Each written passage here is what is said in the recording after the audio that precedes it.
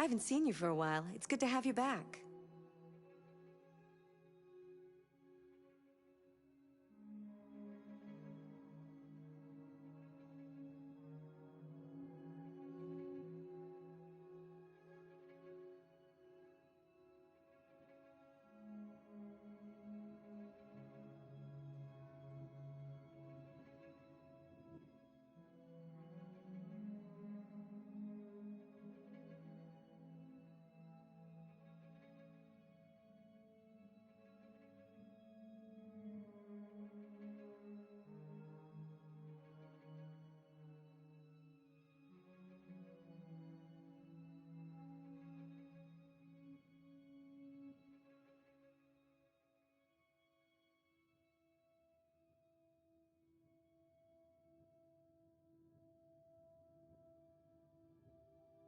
The most important thing is not to live, but to have a reason to live.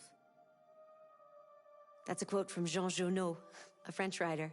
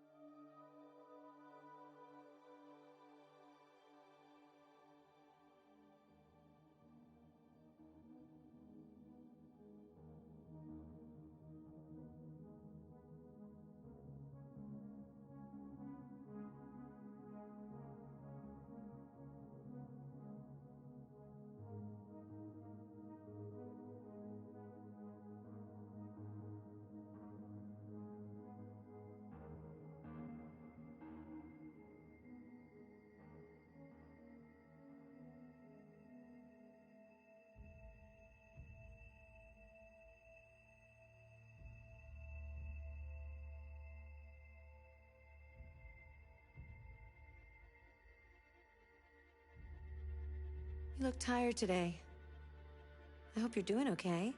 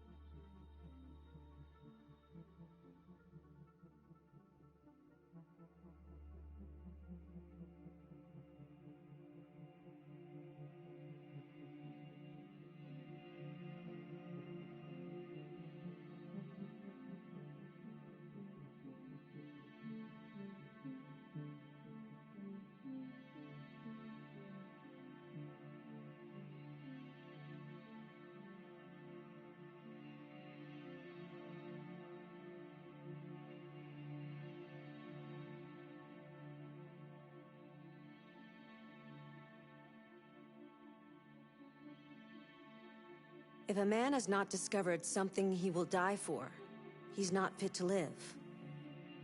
That's a quote from Martin Luther King. I thought you'd like it.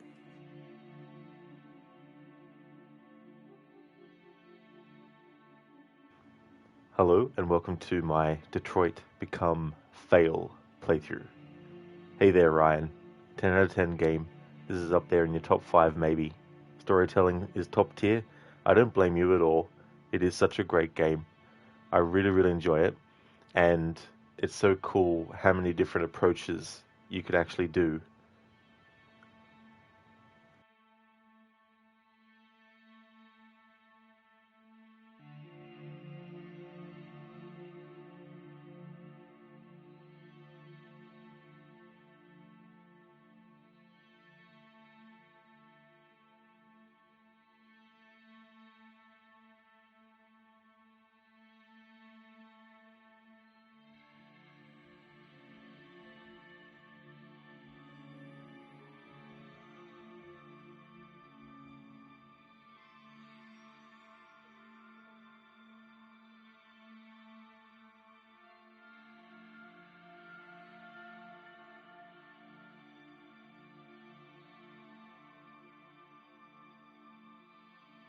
We need to proceed to a test of your controller.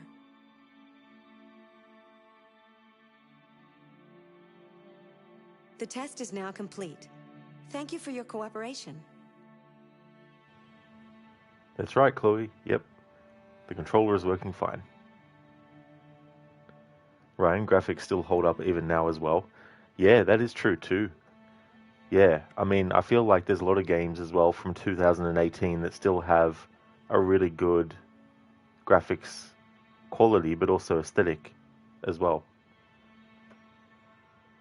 So for this playthrough, the goal is to fail all QTEs on purpose. As Kara, Markus, and Connor, this includes choices that have a timer to decide. This means that the playthrough will potentially be shorter as each main character may die at the earliest point in their respective path. Spoiler alert, there are multiple Connors, so when one is destroyed, another takes its place. The final Connor will always survive, it just means he can get taken off the case for the rest of the game, which in this playthrough would count as a quote-unquote death, even though he doesn't actually die. Well, the final Connor doesn't die. All the other Connors before him does, but the final one doesn't actually die.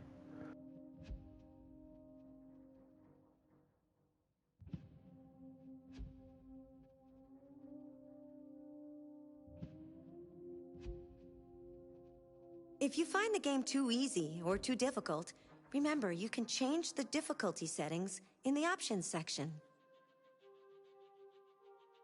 Ryan, 2018, you thought this was 2015? Oh no, 2018, and the game is set in 2038, so they looked at a 20-year gap to sort of like set the future from. Oh damn, you're living life on the edge trying to kill everyone off? Absolutely. That is the plan. Accessing the options section.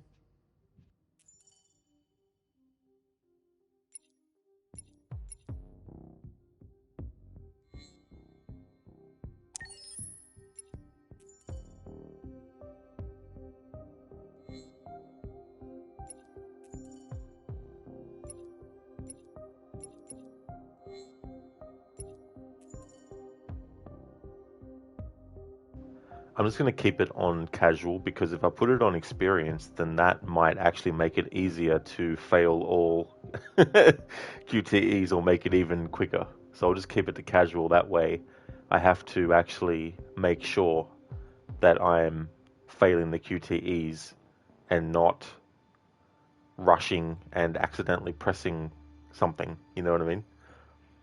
Or having something just, Ryan, you always play this game if you were living the character's shoes and how you'd act in the moment. That's definitely a good way to play these kinds of games, for sure. The last playthrough I did of this, last year, I had a channel point redeem solely focused on Markus and whether or not he would actually become Terminator-like. So essentially, was he either for the humans or wanting to be peaceful with them versus annihilation of them? And so the person who redeemed it chose to make Markus actually become, what I called it, become Skynet. And then I had a separate channel point reward for Connor, and whoever redeemed it had the option to choose whether or not for the whole playthrough Connor would do things to go towards becoming deviant and then accept deviancy, or go against deviancy, and then at the final moment where he can decide to go deviant or not, to actually deny it. And the person who redeemed it chose for the deviant option. And then for Kara and Alice, I just had it where at different points I'd put up like a poll for what choices to make. So I left their fate purely in the hands of viewers.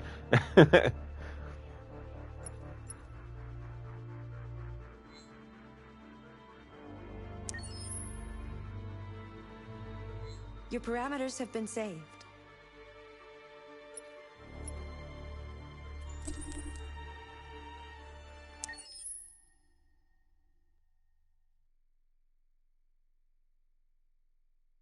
Oh yeah, Ryan, absolutely.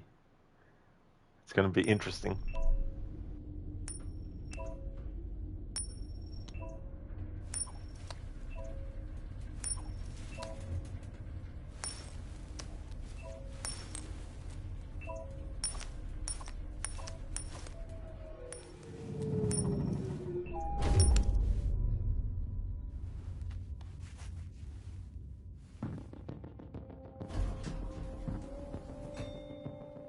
Negotiator on site.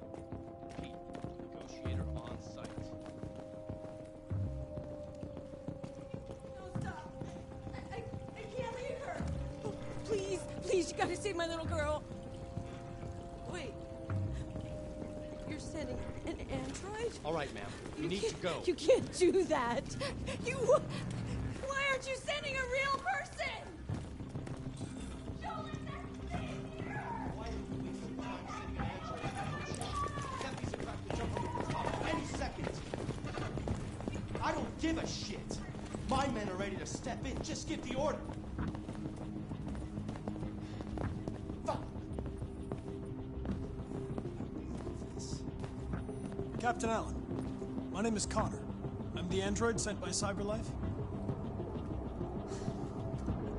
It's firing at everything that moves. It already shot down 2 of my men. We could easily get it, but they're on the edge of the balcony. If it falls, she falls.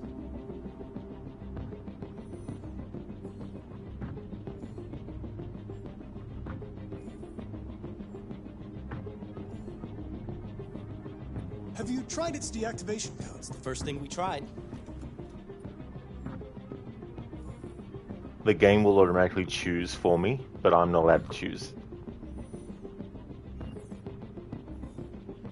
Do you know its name? Listen, saving that kid is all that matters. So either you deal with this fucking android now, or I'll take care of it.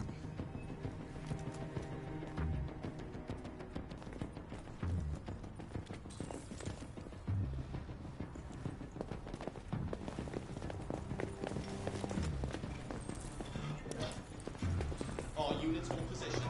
Negotiators going in. Ready to assault.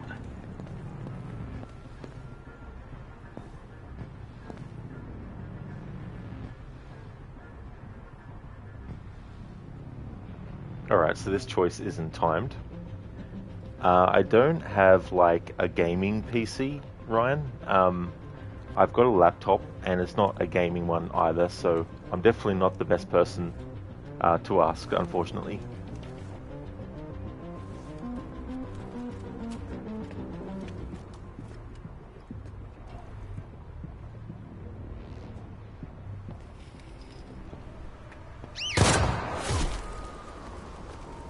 Stay back! Don't come any closer or I'll jump! No, please, I'm begging you. Go, go, go!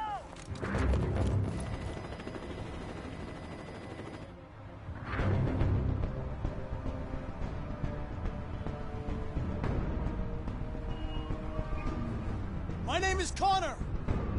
What about you? What is your name? Daniel! That's the name they gave me! Stay back!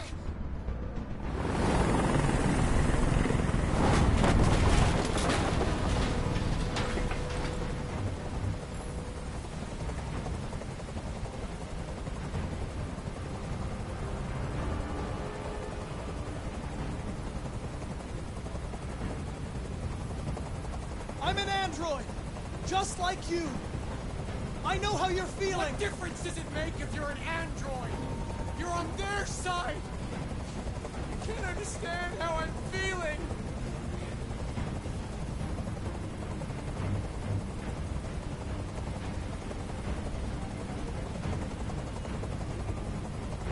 You're defective, Daniel. There's a problem with your software. We're going to fix you, and everything will be okay. I don't need to be fixed! I'm working perfectly! But my eyes are open now. I will never let anyone humiliate me again. Ever!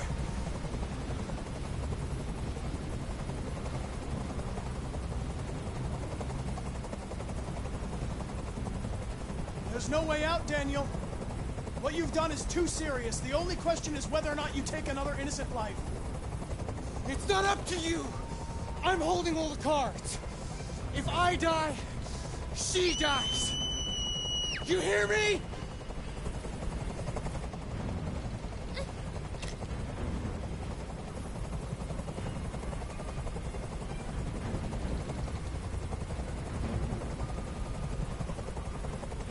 Look what you did!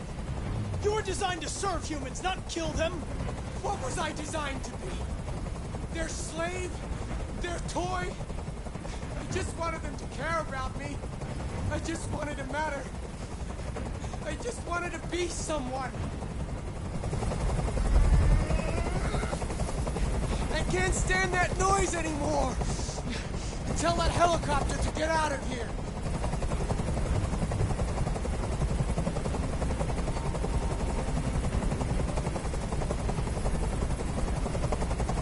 I don't think they'd listen to me.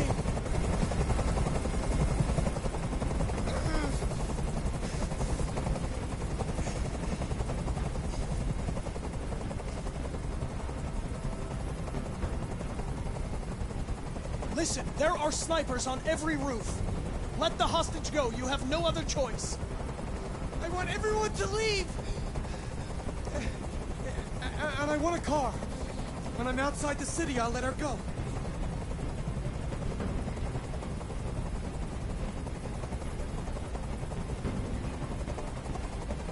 That's out of the question.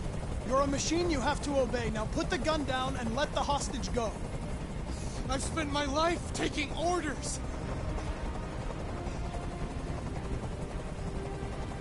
Now it's my turn to decide.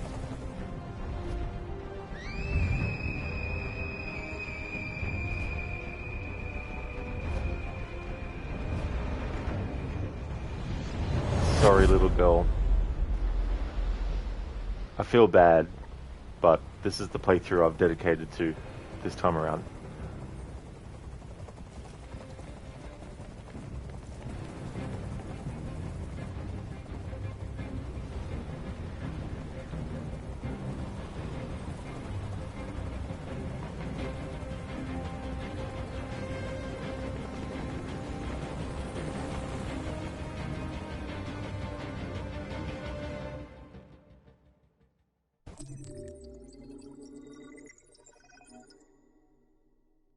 Oh, I know, right, Ryan and Shadow Ronin. Yeah. By the nature of not doing anything. Now, obviously, the game at that point gives you the ability to move Connor. Explicitly for this challenge, I am allowed to move the character, of course. But I felt that in moments like that, it was probably best to not even move Connor, just have him where the game puts him. And I've noticed that if you don't actually make a choice, it will always select the bottom choice, which is interesting. In some ways, it makes sense because if the player hasn't decided, then it would make sense for the game to just pick the bottommost choice. Probably also to make it easy from a programming standpoint. How's things going, Shadow Ronin? Welcome on in.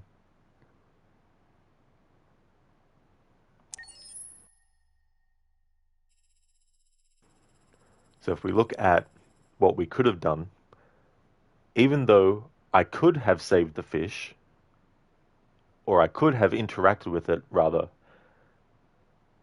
the option to pick save fish or leave fish, and I can't remember if it's a timed choice or not. If it was a timed choice, then whatever the game would choose is what would actually be chosen. But if it was a choice that I could make, then I'd be able to choose either save or leave. I just decided not to worry about interacting with it because I felt like for the pacing of this mission and the fact that I'm not going to be pressing the buttons to make the choices, and because by waiting for the choice to automatically be chosen, you're obviously just sitting there waiting. I felt like pacing-wise, it was best just to go straight to where the game has the hostage. And then that way it bypasses the time to search for stuff, but it also plays into this overall theme as well with this playthrough where it's like failure is inevitable. Like, and it's sort of like examining the androids, because the whole point of this game is that the androids are becoming more human, and part of the human experience is we are flawed and we don't always make the right choice, and sometimes we don't even make a choice. We get frozen and don't actually know what to choose, what to do, where to go, who to speak to, things like that. So even though the characters are becoming human in the sense that they're becoming consciously aware of their own identity and also the people around them, and they're breaking free from the programming of being an android. Even though that's mainly what this game is focusing on in terms of like becoming human, it means that by doing this type of playthrough where I'm essentially not pressing anything in the moments in which instinctually, when you play a game like this and you have choices, you want to make a choice.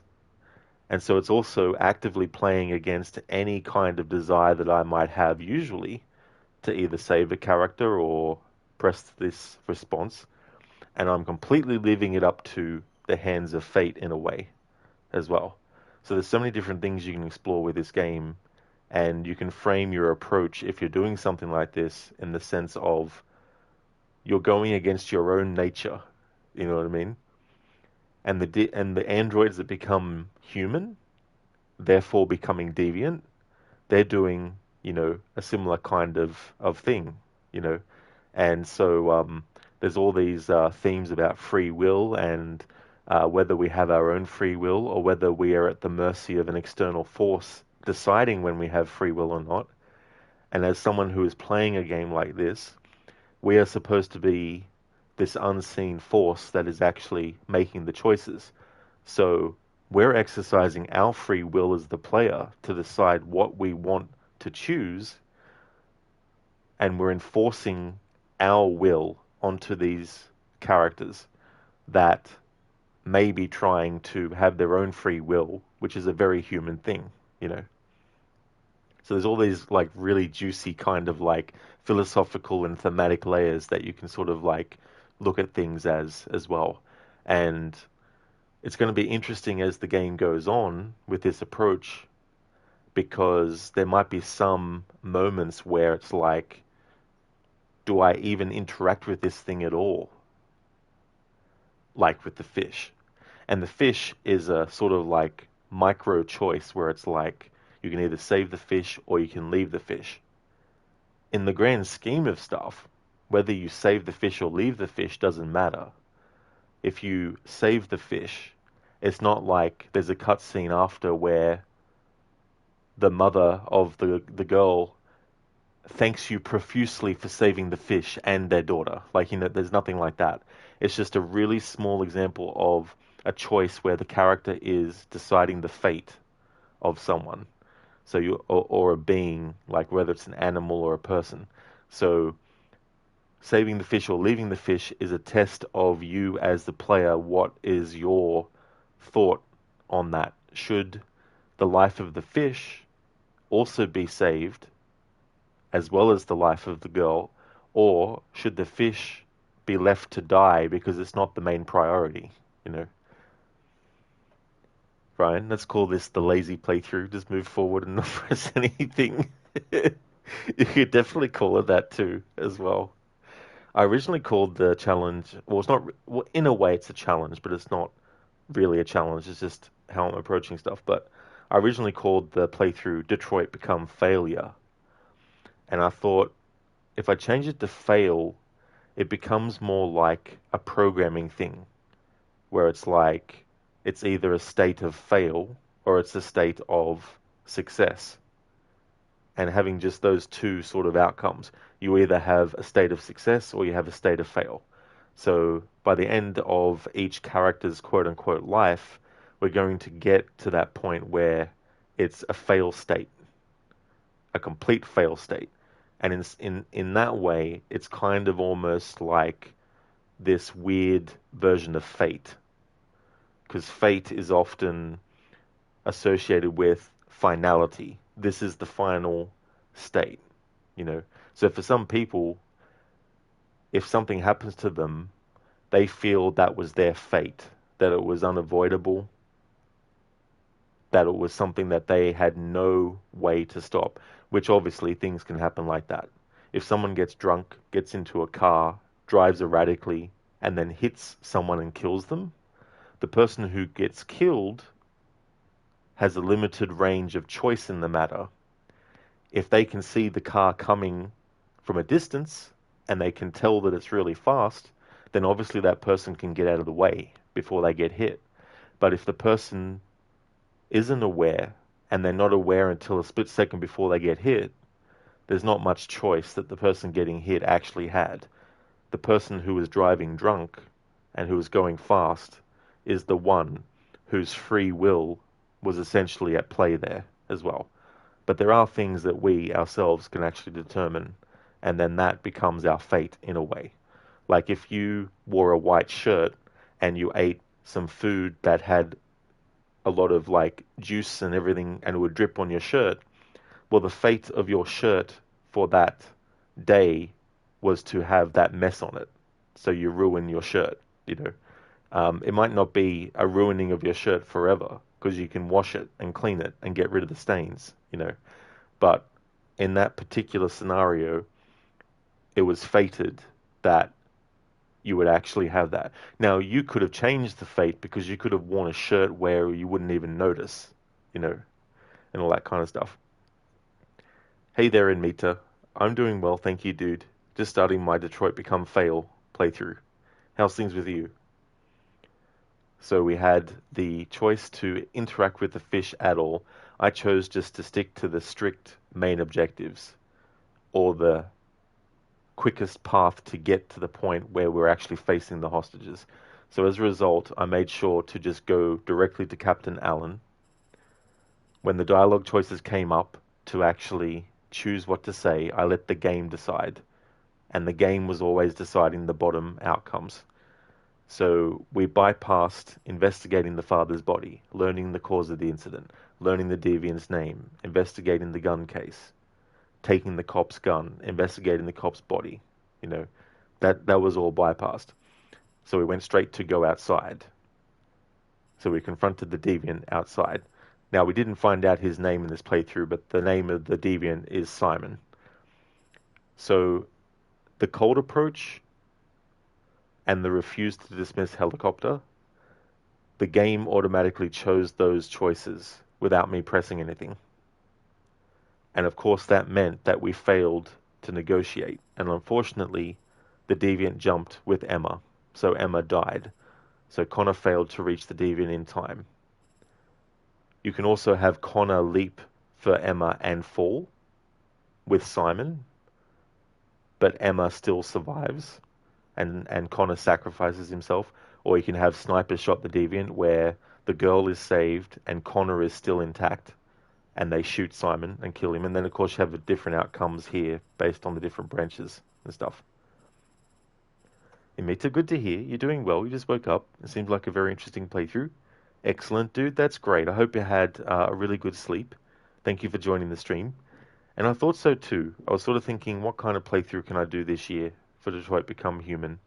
And I thought, well, in the spirit of my say nothing and also sometimes do nothing playthroughs for the Dark Pictures series, I thought, oh, I should apply that philosophy to Detroit Become Human and see how we can go.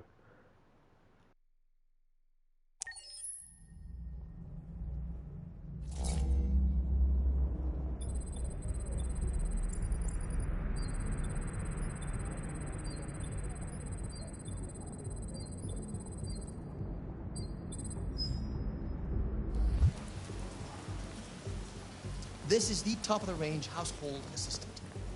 It cooks 10,000 different dishes. Come on, Zoe, let's go. 200 languages and dialects.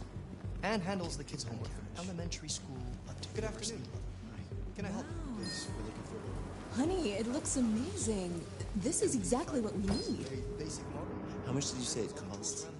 At the moment, we're doing a special promotion on this entire range at $7,999 with a 48 months interest-free credit. And it comes with a 2-year warranty for parts and labor. Painting, plumbing, gardening, repairs. We'll take it. An excellent choice. If you'll just follow me, we'll process the order. How much is that? The NPA is slightly more expensive, but it has many other functions. Come along. And we're good? Yeah, I don't like this guy. There it is. It's a bit difficult getting it back in working order. Okay. It was really messed up. What'd you say happened to it again? The car hit it. Stupid accident. Oh, See. Anyway, it's as good as new now, except that we had to reset it.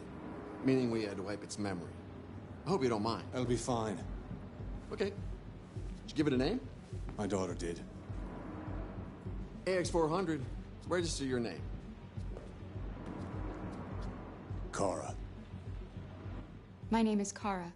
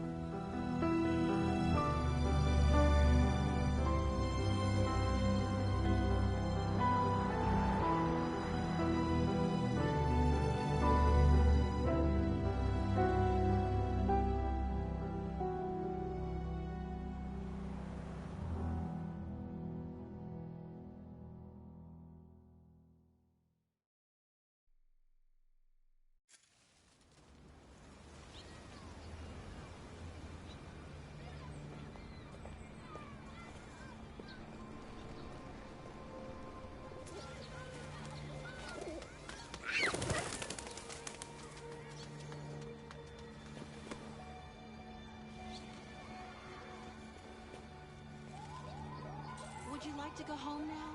Yes, Rose. Yes, I think that's enough for one day. Here. Let me help you. Oh, thank you, dear.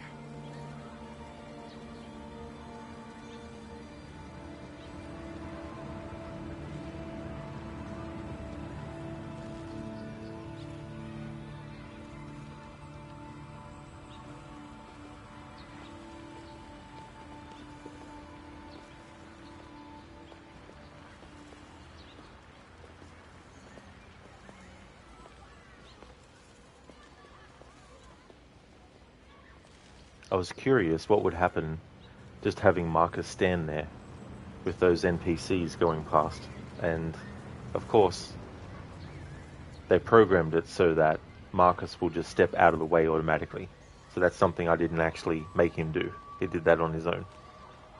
Which is interesting. I'm giving up my free will in that moment as the player of the game to not make a decision for whether or not Markus should start moving straight away, or whether or not he should get out of the way for the old man being helped by the other android. And for a while, my free will in not moving him became his free will in not moving himself. However, he broke away from that because he is separate to me, obviously, even though we, as the player, are controlling the character. It helps delineate the fact that we are separate from the character, even though at times we feel like we're connected to the character. And so for him to just sidestep out of the way, I know why he did it. It's because of the programming. But in this relationship between being the player and the character we're controlling, it was in that moment that the character decided what to do.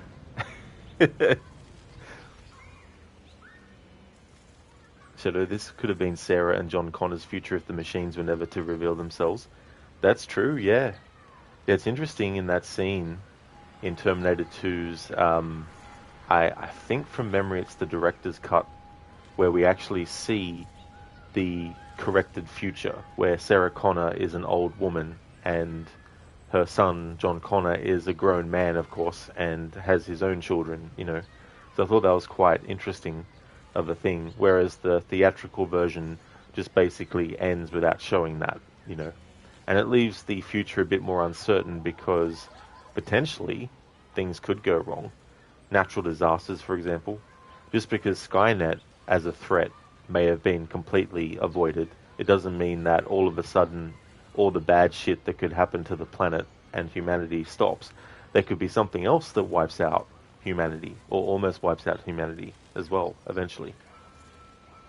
I don't blame you, Lucas, for enjoying this game. You love this game. Yeah, it's so good. I really like it a lot. Amita, when you played this game, you're so convinced that the little girl was human. You were so surprised to find out later on. I felt like they really hid that well. In the moment when Kara is exploring Alice's room, there's a moment where we don't actually get to see what she's looking at, but we can see she has a certain reaction.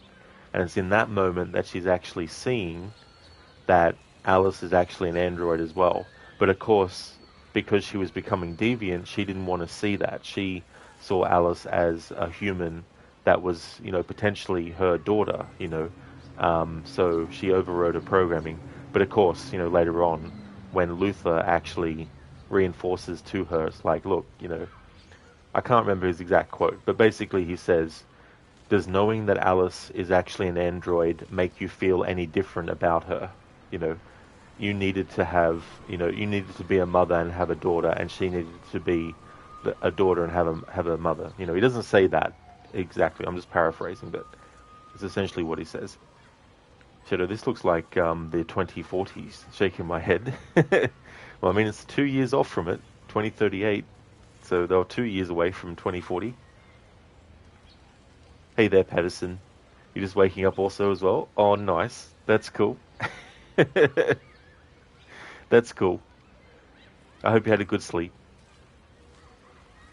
And Mita, the character, took his fate in his own hands. Exactly, dude. He was just like, I'm not going to stand here and get in the way of the old man and the android helping him. I'm going to step out of the way. Thank you, Pedersen, for redeeming a Arnie movie scene impression.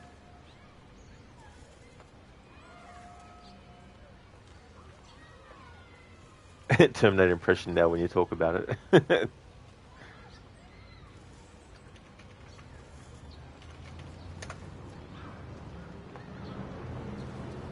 Hey there, Rosie.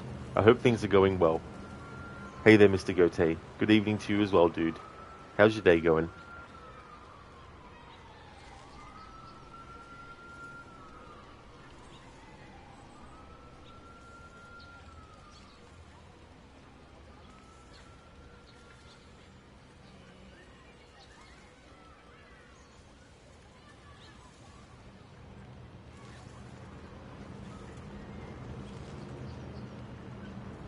Okay, so I've got a Arnie movie scene.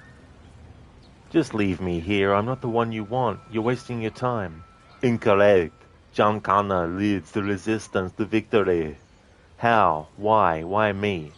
You're a John Connor. Christ, my mom fed me that bullshit since the cradle. Look at me, I'm no leader. I never was. I'm never gonna...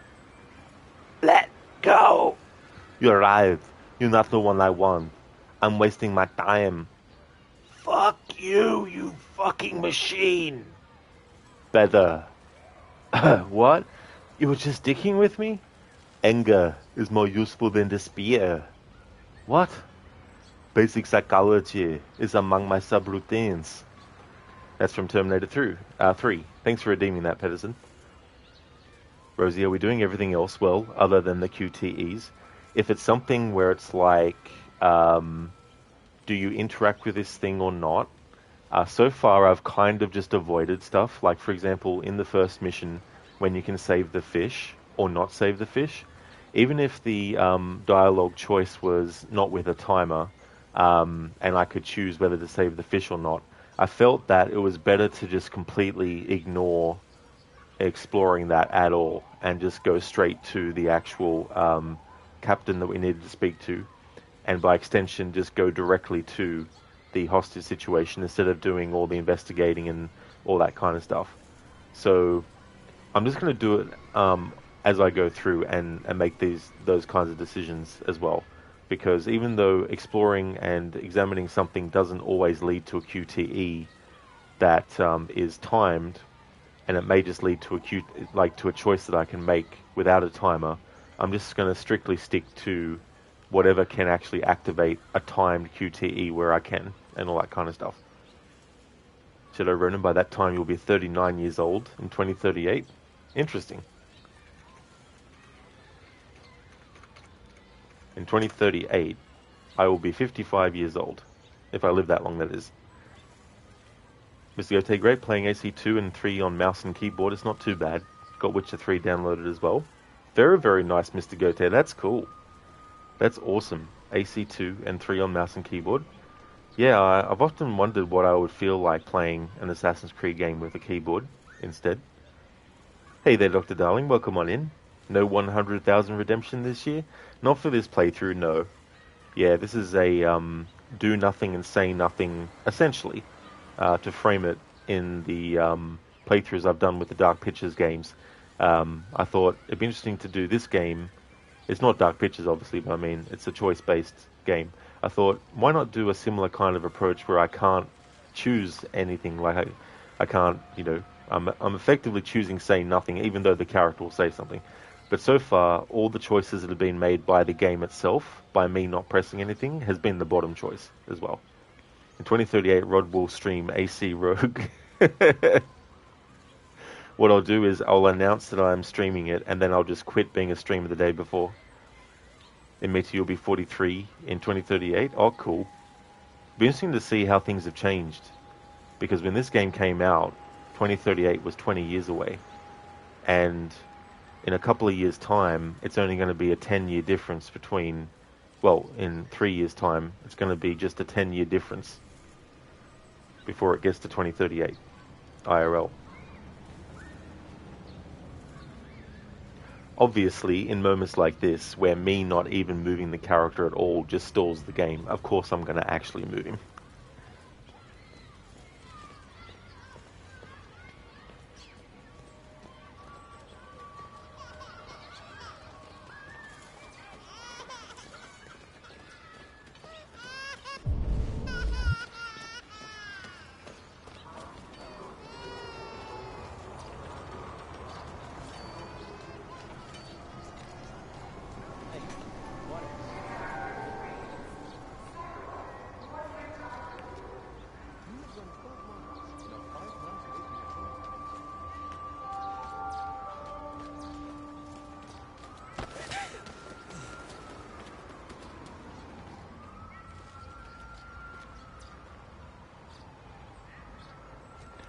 That's interesting too, because I'm essentially at the mercy of waiting until the game gives both me the ability to move the character and for the character to move in the world of the game.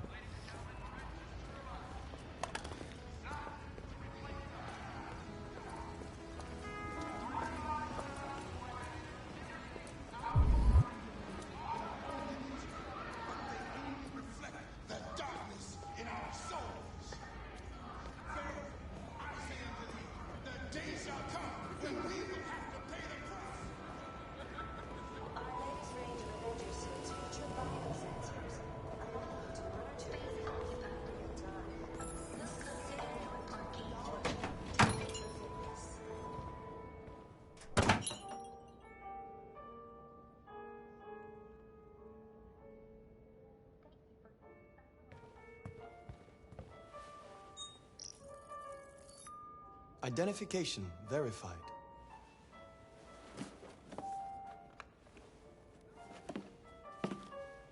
Here is your order number 847.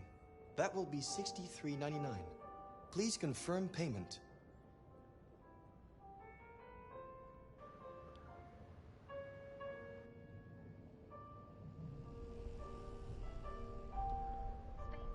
I have to press something here, but I'm just curious what happens if you don't actually do anything. Whether there's some kind of like dialogue that gets triggered or something.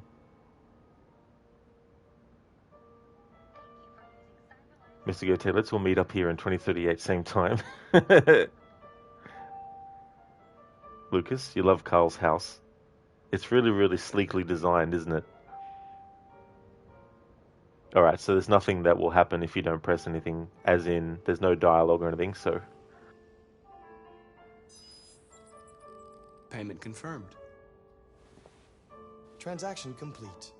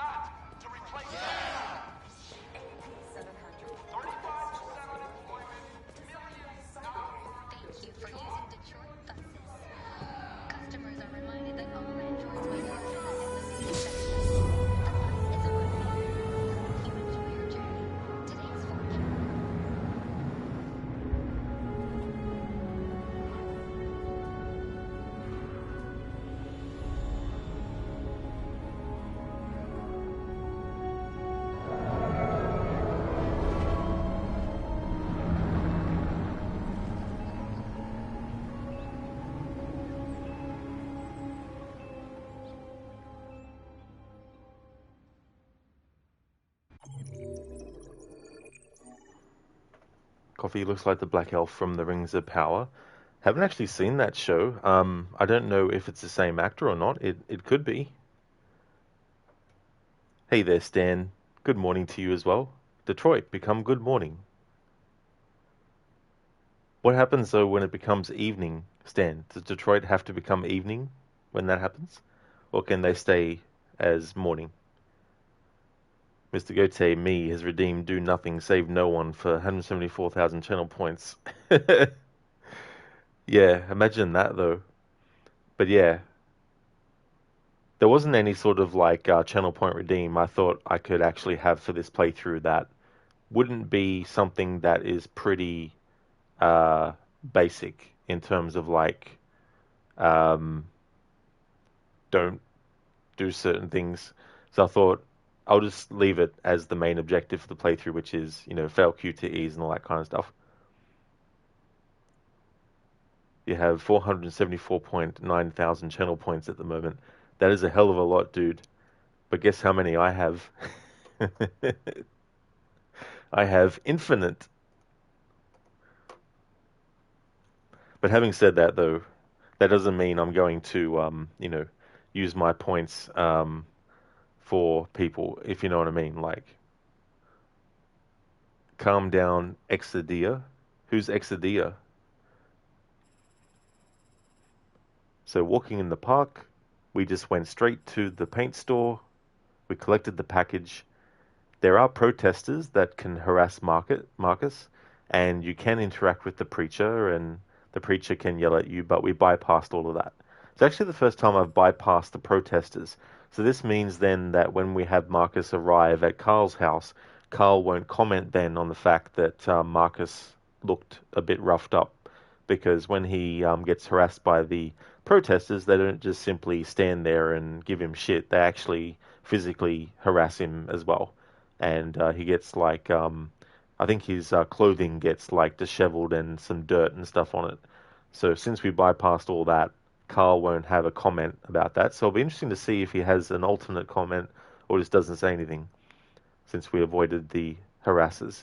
And then, of course, we just took the bus. as well. I'm curious though, I wonder how many people, if we go to world stats. Alright, so in terms of like the protesters, 65% of players have actually been harassed in that moment. 50% have listened to the busker, 40% read The Secret of Androids, and 30% read Climate Change Up.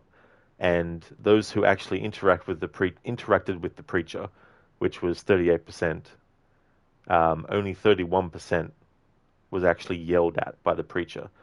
So I imagine that it doesn't matter before he yells at you how long you actually focus on the preacher. I imagine as soon as you interact with the preacher at all, the game registers that as you having watched him. So if you just watch him for a quick second and then leave, the game will still count you of having watched him. I'm just assuming that. I don't know if that's actually true or not. But if you leave before he yells at you, obviously you're not going to get that as a thing happening. In Mitty, you have 373.5 thousand channel points. Damn, that's a lot. I need to come up with some like 100 or 200k channel points. Hey there, Senny. Good day to you as well, dude.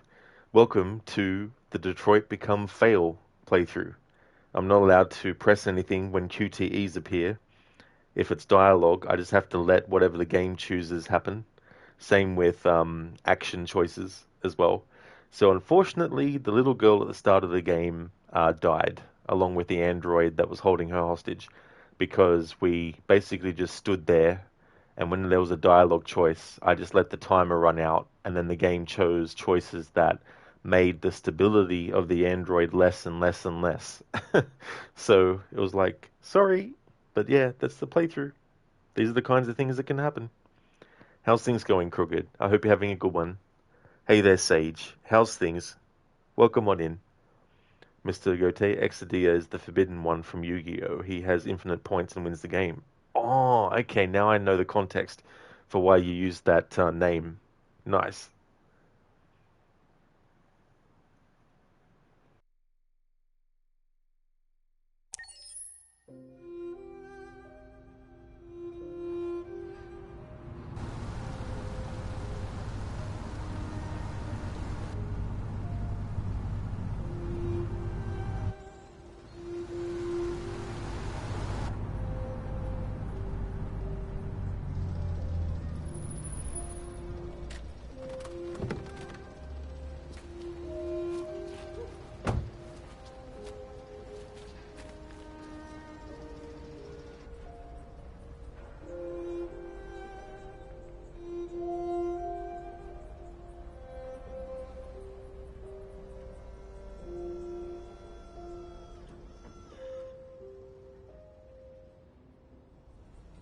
You coming?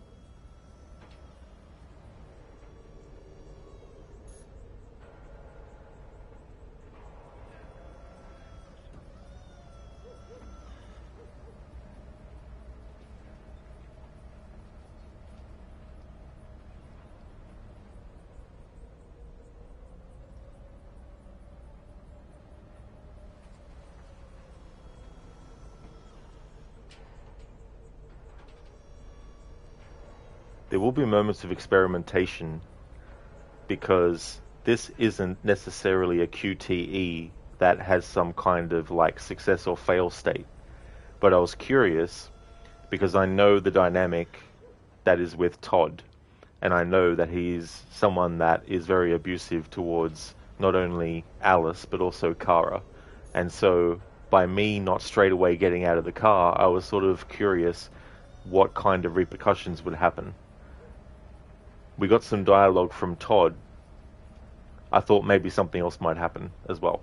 So there will be moments in this playthrough where, even if it's not explicitly a QTE that has a success or fail, I'll just sit back and just wait and see what the game does. Which is a really good exercise too in figuring out extra hidden dialogues maybe, you know, and all that kind of stuff. Crooked, Oh, Stan, when is evening exactly? Is it like after 3 p.m.? I mean, that's a good question. I mean, I would usually classify, I mean, you could probably make the argument that 6 p.m. could potentially be the earliest point at which you would start saying it's the evening. For me, I would probably classify it as 7 p.m. But then again, if you're going by the fact that if it's nighttime outside, then evening isn't explicitly necessarily daytime versus nighttime. So that's a good question. Crooked Detroit become fail. Does it involve leaps of fail as well? I mean, there could be. I mean, there's a certain section where there's a certain chase that happens, which is going to be interesting in this playthrough. So there might be a leap of fail. Yeah, I think there will be. There could be a leap of fail. Yeah, it is going well so far, dude. It's really, really interesting because you've got thematically and philosophical wise, the fact that I'm using my free will to make the character in the game not do something until the point at which the game is deciding the fate of the character in that moment, and it's not me necessarily deciding the ultimate fate. I might be setting up for that ultimate fate, but the final choice is made by the game. And so there's all this sort of stuff you could explore with this kind of approach, and all the different little areas of it, and examine the nature of free will versus doing something because you feel it's right, versus doing something because you don't care, versus doing something because you want to succeed. You know, like, we all want to succeed in everything that we do. We want to sort of not fail at stuff. So to do a playthrough of a game where you're actually failing on purpose, if you're someone that doesn't like to fail in games and you try this approach, I could definitely understand it being one of those things where you give it a shot but then give up and go, fuck this, I want to actually succeed, which is definitely a genuine kind of reaction. And I wouldn't be like, oh, how dare you have that reaction, if that was your natural reaction to doing a playthrough like this. But it's definitely interesting in choice-based games that are making you make the choice. You're letting the game make the choice, which in and of itself, ironically, is a choice. You know, even though I'm not pressing anything at certain points, I'm choosing not to press those QTEs on purpose. Yeah, Stan. Yeah, because I was with the Dark Pictures games by Supermassive. I've done playthroughs where it's like, can't say anything. So if there's a dialogue choice, have to choose say nothing. Doesn't matter how I feel about the situation, doesn't matter whether or not I like what outcome might happen. I'm giving up my own sort of like autonomy in a game like that to just simply let the game choose say nothing. Because if you don't press anything, the game will choose say nothing on its own. But you can choose it too if you want. But I usually just let it run out, because it also has a funny expression on the character's face as well, when they're actually like just sitting there looking at something. Like in real life, if you ask someone an important question and they just stared at the ground and didn't say anything, that'd be pretty awkward. And it'd be understandable for the other person to get annoyed. And the other person's just staring there, you know. But sometimes the characters have very funny looks on their faces. Lucas, screw Todd. Yeah, I don't blame you for feeling that way. He's definitely a monster, and he shows the negative side of humanity, and the idea that he doesn't see these androids as anything other than some kind of like mechanical thing. Like if he gets frustrated and he hits, in his own mind he's probably justifying the fact that they're not actually human. And I mean, that's a whole other sort of like psychological thing you could look at in this game, is the fact that you have Todd, a man who is actually physically, you know, hitting women. And it's sort of like, if he's doing that, a way that he might try to justify it is because they're androids. They're not actually, you know, real people. And that's something that this game can do really well too, as well. Explore those sorts of avenues of, You know, like if you, in frustration, kick your washing machine, the washing machine isn't a sentient being that is going to be hurt by what you did. They're not going to remember what you did. They're not going to give you feedback based on what you did. They're not going to confront you about it later on, you know. So for some people in this game, the androids are simply just something that can be pushed around, or it can be kicked around, or it can be abused. It doesn't matter because they're not a real person, you know. Hey there, Storm. Welcome on in. I hope things are going well. In Meter, this is a very clever way of playing the game, given the fact that you're playing as an android, which has its own will, in a way, even though they are programmed to do one thing or another. Exactly, you know. It's like, you can also look at, you know, humans, like, we in a way, we are programmed for certain things too. You know, like we might have certain tastes that, as we got older, we sort of like gravitated towards more stuff, you know. So if you have a real sweet tooth, then you're naturally going to be programmed to get excited when someone offers you like a piece of cake or something, you know, because you like sweet stuff. So there's definitely programming that, you know, can happen with humans. And so with that, it's like, you know, is it free will, or is it just, you know, something else as well? Extreme Storm, thank you so very much for the 3 months in a row. That's excellent. Extreme Storm, thank you so very much. I really do appreciate that a lot. And thank you for using your Prime too. That's awesome. So you can buy some food. Well, thank you, Extreme, for the subscription and the you know, kind thoughts and all that kind of stuff as well. Definitely appreciate it. And that's no trouble at all for the streams. I'm glad that you enjoyed them as well. Thank you so much for that too. Really appreciate it. I hope you're having a good day today.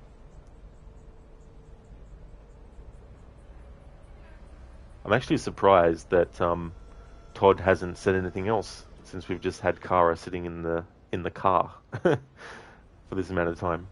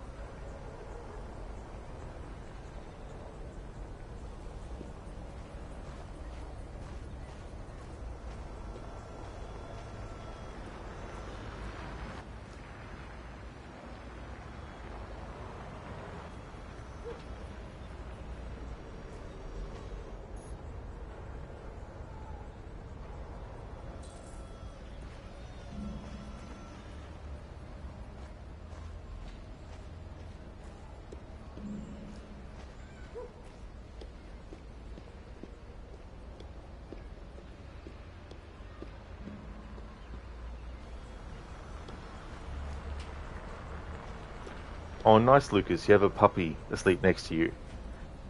What kind of dog?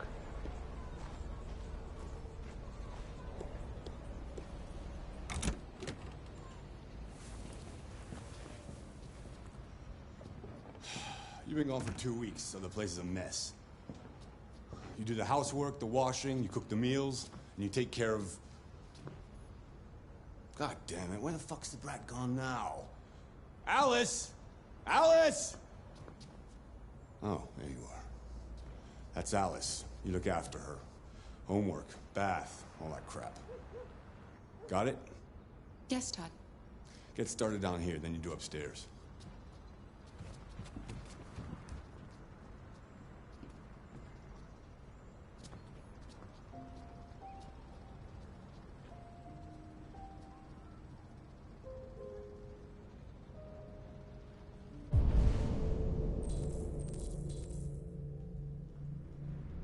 Lucas, an 8-week-old German Shepherd. Oh, cool.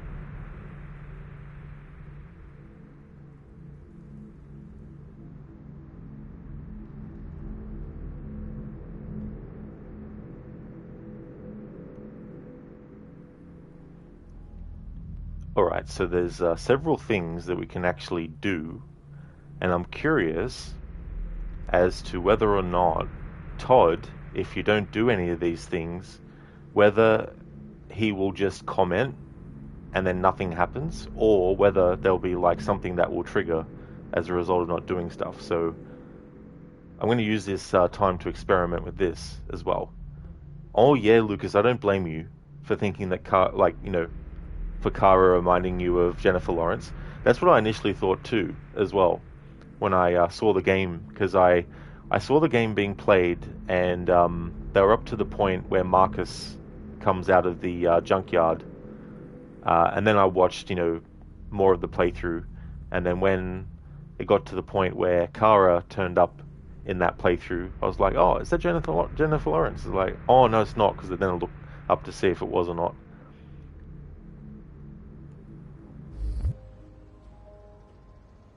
TV on.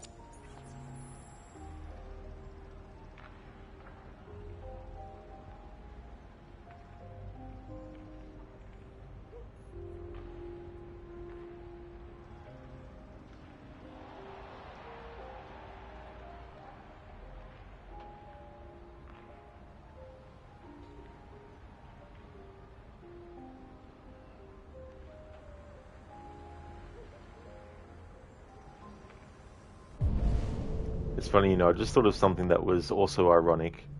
By the very nature of choosing not to press anything during QTEs, in a moment where there's like the difference between a character dying or not, and you not pressing anything means they die, by that thought process, thinking that that will be the earliest point potentially where the character can die, and the pacing for a playthrough like this, it'd be easy to think it's just going to be a short playthrough. But the thing I'm finding, and this is also something that plays into my own natural curiosity in games like this, trying things just to see what the outcome is, and this for me goes back all the way to playing Secret of Monkey Island for the first time when I was 10 years old. My friend who owned the game and who had played it before and finished it, they of course knew where to go, what choices to make, how to solve the puzzles. But I was completely absorbed by the game's world. I was really drawn in and immersed. I wanted to check every single corner of the screen, and my friend would be like, there's no point going there. And I'd be like, but I want to see what's there, So that's carried through with me as I've gotten older with video games, especially ones that allow you to explore.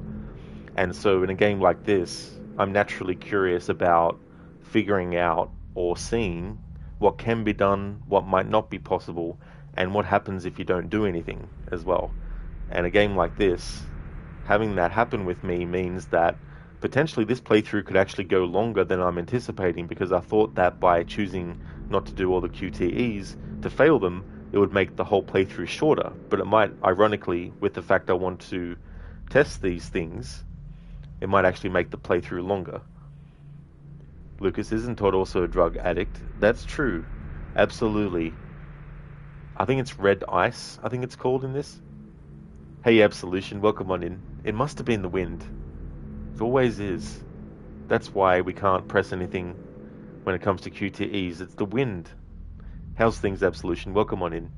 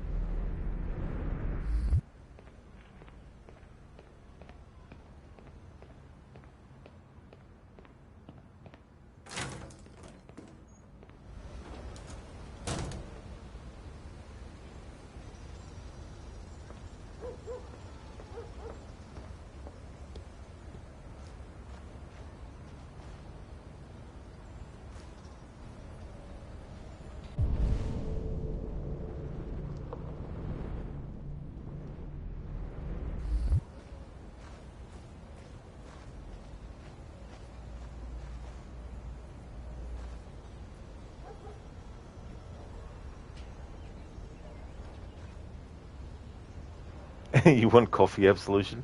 I don't blame you though. Coffee can be delicious.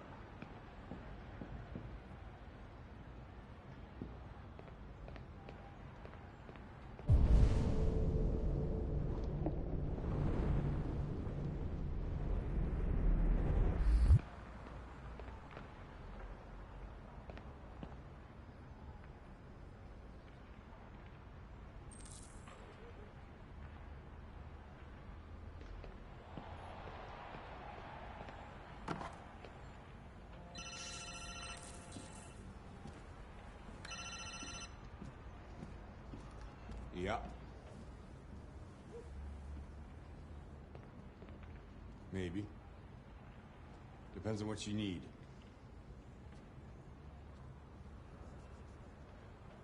Yeah. I can get that. Yeah. I'll bring it tomorrow. Yeah, same place. You know where. Right.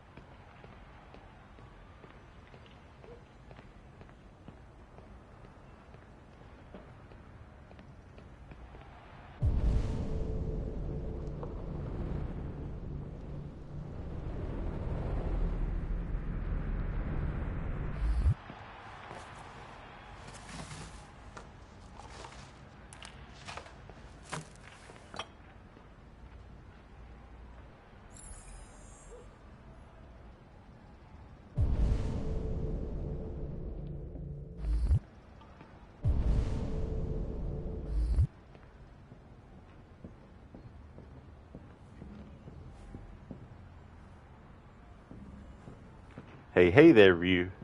How's things going? Storm, who can see coffee? Nice one. Coffee thermoses everywhere in Bright Falls.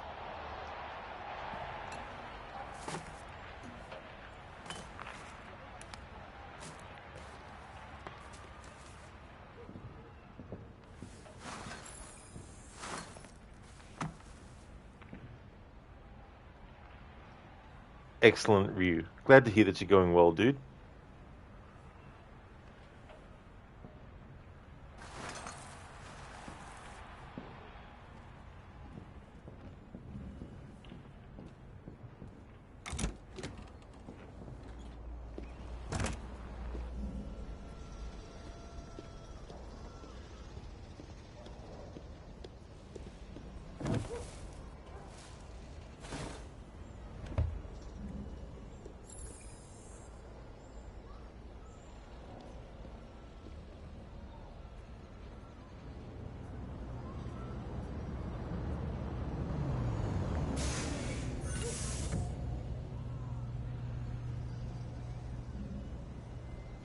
Nice one, Zereth. Detroit become Road Legion.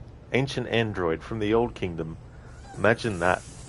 Imagine if there actually was an android that existed centuries upon centuries ago and was just long forgotten.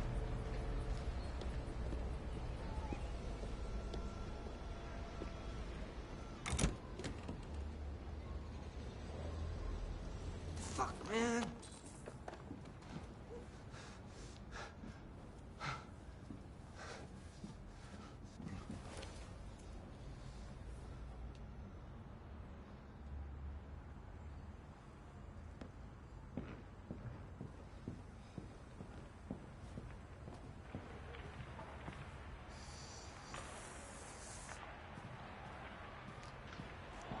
You've made a good start down here. I'll head upstairs. Do what you have to do, but stop bothering me.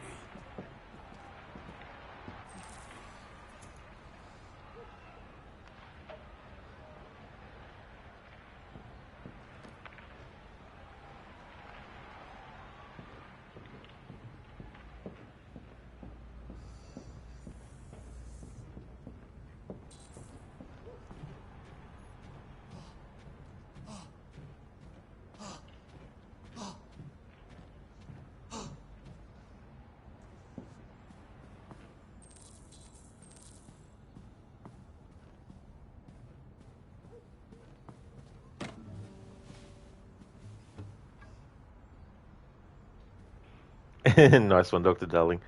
Detroit, become Charles Lee the Templar. Where is Charles Lee? Give me Lee!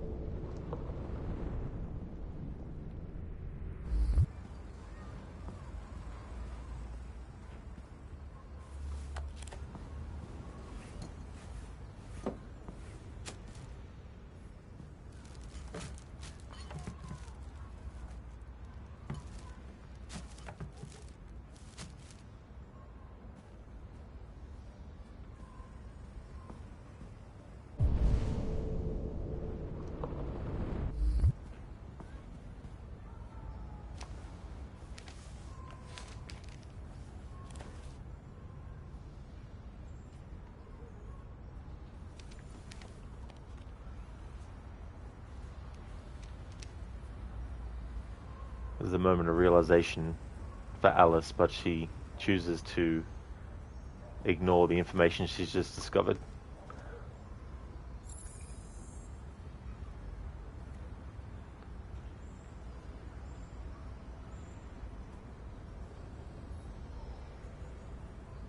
Zereth, the first after humans we created, yes, so in theory the humans were the first androids. Well, I mean, humans have bones and organic elements that aren't robotic. No. Ancient Charles Lee from the Old Kingdom, indeed. Some of those commands are pointless in that list because they might be related to a challenge that I was doing with a playthrough that I forgot to deactivate the command for.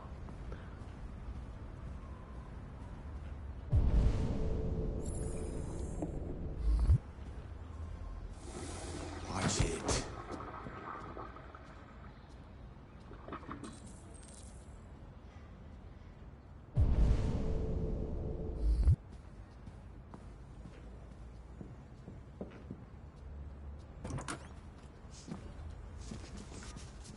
I just want to tidy up your room a little. I only need 2 minutes. Is that okay, Alice?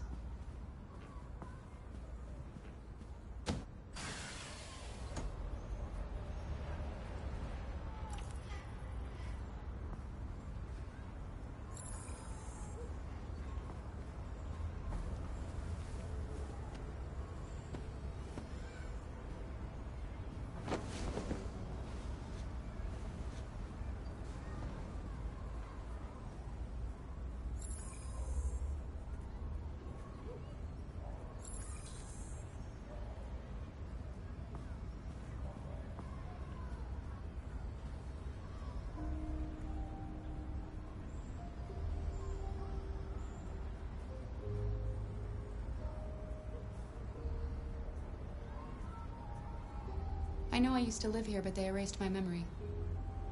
I thought maybe you could help me get my bearings. Give me some advice. That kind of thing.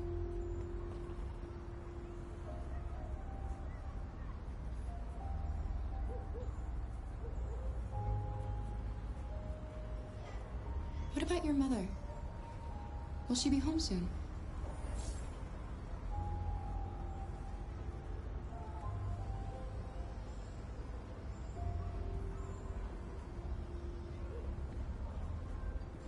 Your father said you chose my name. Kara. It's nice. How did you choose it?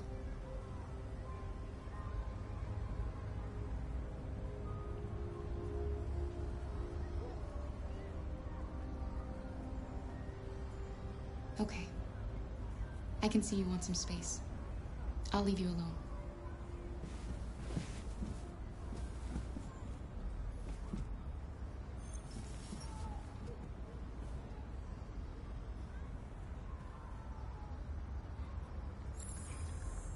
By not actually making a choice, the game makes a choice for you, and it's always been choosing so far the bottom choice in any given dialogue tree. And as we saw there, it doesn't mean that every bottom dialogue choice is going to be positive, and it doesn't mean that they're all going to be negative. It's just interesting from a programming standpoint of deciding which option to put as the final one, because they could have just easily decided that if you don't press anything, the game will choose randomly, or maybe choose the first option. But they've explicitly seemingly programmed it so that if you don't press anything, the game defaults to the very bottom choice of any given dialogue tree.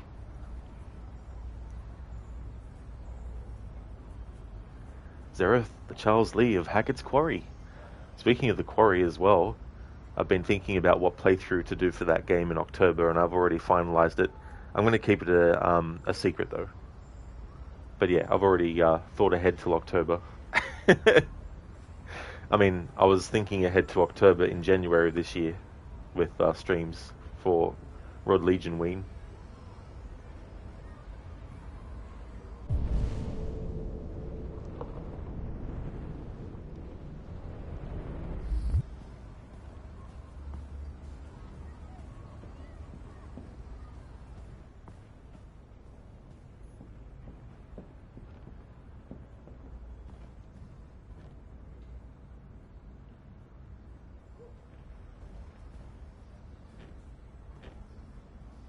What are you doing? I'm playing. You're playing. I know what you're thinking. You think your dad's a lowlife? Huh? Fucking loser? Can't get a job, take care of his family? Don't you think I tried to make things work? But whatever I do, when someone comes along, they just fuck it all up! I know what you think of me. You hate me. You hate me, don't you? Say it! You hate me!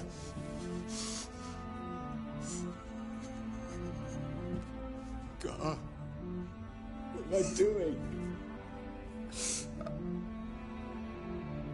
I'm sorry, honey. I'm sorry. I'm sorry. You know I love you, don't you? You know I love you.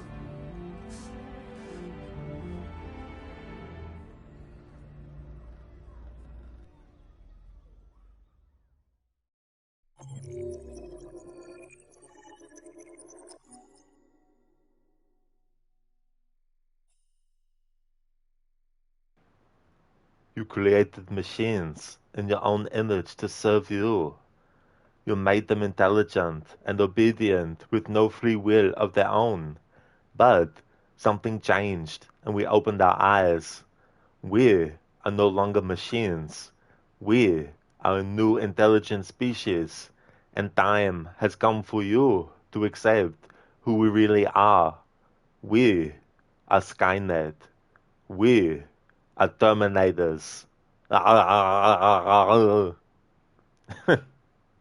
What's that from, Godfather Al? How's it going? Welcome in. Thank you for redeeming that as an Narnia impression.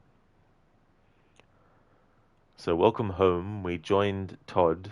We checked the backyard. We took out the trash. Asked to go upstairs. We went upstairs, and then we tidied Todd's room and Alice's room, and then we talked with Alice, and we finished cleaning. Godfather, that's from this game actually, but you kind of changed the ending. Marcus says this. Ah, I got you then, Godfather. Oh, that's really clever. Ends a bit more hopeful in this game. Well, I mean, it could also go the other way too. Talking about free will and talking about the fact that I'm playing a video game and I'm using my free will in moments where I could make a choice to not actually make a choice, which in and of itself is actually a choice, versus the character I'm controlling and trying to allow them to use their free will, but also seeing the moments where the character doesn't use their free will to do something. We can see by the expressions on Kara's face in seeing how Todd is interacting with Alice, we can see that she's registering what's going on, but she's not saying or doing anything yet. And that is a choice in a way as well. Now, granted, we haven't reached the actual moment where the game is like, hey, it's time for Kara to break out of her programming. But we can already see that the information that Kara is registering about what's going on, like our own memory, is being stored there as well. And unfortunately in this playthrough, because I've chosen to do a fail or QTEs approach, it also means that when there's the ability to do something, I'm essentially failing without there even being a QTE necessarily, because I'm choosing to fail on purpose, which is still playing into the whole failing QTEs and all that kind of stuff. Hey there, Oliver. Good day to you as well. Good day, fellow leapers of failure. Welcome on in. It seems that a current theme with my playthroughs of games lately has been fails and leaps of fails. And all that kind of stuff. So I'm just keeping a recurring theme going with this playthrough, with failing and failure and fails. How's things going, Oliver? You must fail before you want to succeed. Exactly, Oliver. That's it. Like, if you expect that you're never going to fail anything, and that if you do fail, it means that that is the final nail in the coffin, then you're essentially trying to deny an unavoidable fact, which is, even though you might succeed in everything you've done up until a certain point, there will come a point where you won't succeed. And whether or not you're able to bounce back after that can also depend on how you feel about failing in general. So if you don't like to fail at stuff, and then you get to a point where you do fail at something, well, it's understandable to be frustrated. What you decide to do after that point is whether or not you succeed or fail. Like, you think of the person that you admire the most because you admire what they're good at. Do you think they never failed? Do you think there wasn't at least one point in their journey in becoming good at what they do where they didn't actually fail? No. And if they have just given up after that failure, then they wouldn't have gotten to the level that makes you admire them for what they've actually succeeded at, you know. Oliver, your day has started amazing. Summer is here and you have today and tomorrow off. Well, that's really good timing, dude, that it's worked out like that for you. That's awesome. Godfather, if at first you don't succeed, assign blame. Yeah, that's something true that some people might do too. Zereth, if at first you don't succeed, congratulations, you succeeded. To fail. Oliver, you don't succeed, just blame others. Hashtag victim mentality. Yeah, I mean, that's the other thing too, as well.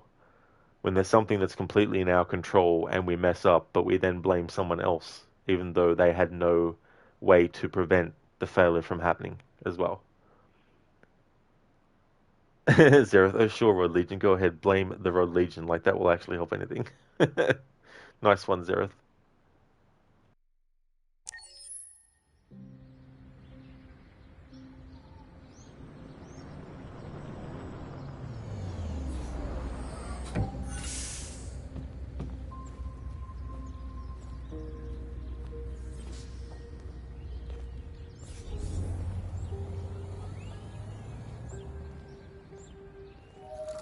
Alarm deactivated.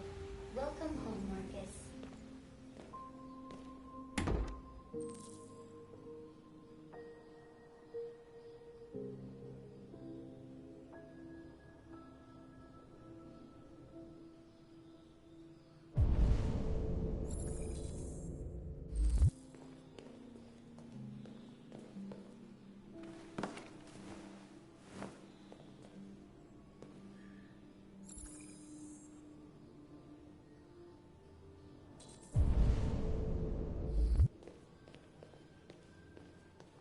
Let's go see Bishop.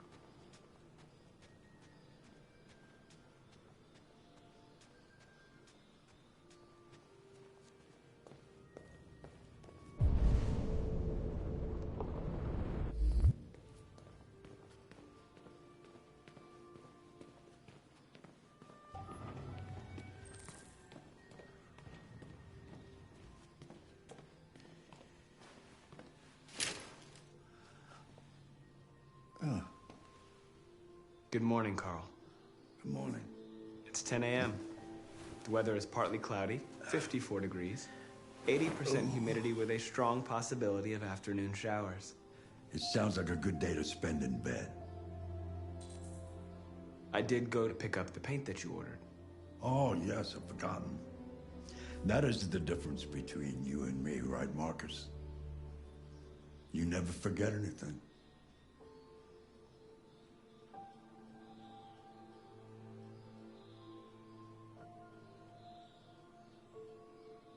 I like how there's some pictures of butterflies in the background, referencing the butterfly effect, which of course, by the very nature of choice-based games that actually track your choices and then will actually create certain scenarios based on those choices, is the butterfly effect in action in video games. And the original Until Dawn, and the remake as well, makes that a central theme of the butterfly effect.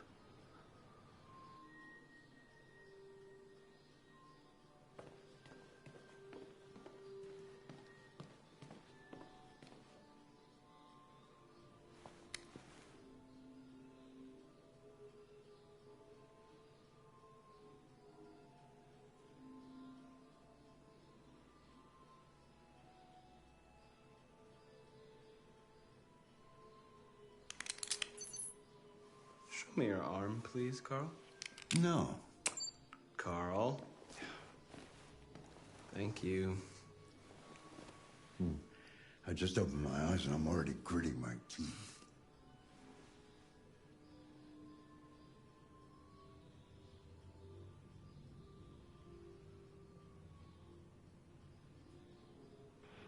This kind of approach can also lead to awkward moments, especially if you're just not pressing anything just to see whether or not there's some kind of reaction in the game. Like Carl's not saying something like, Markus, is something wrong? Or something like that, you know.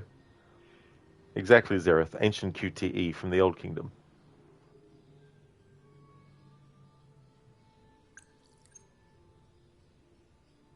Humans are such a fragile machine. They break down so quickly. All this effort to keep them going. Okay. I'll take you to the bathroom now.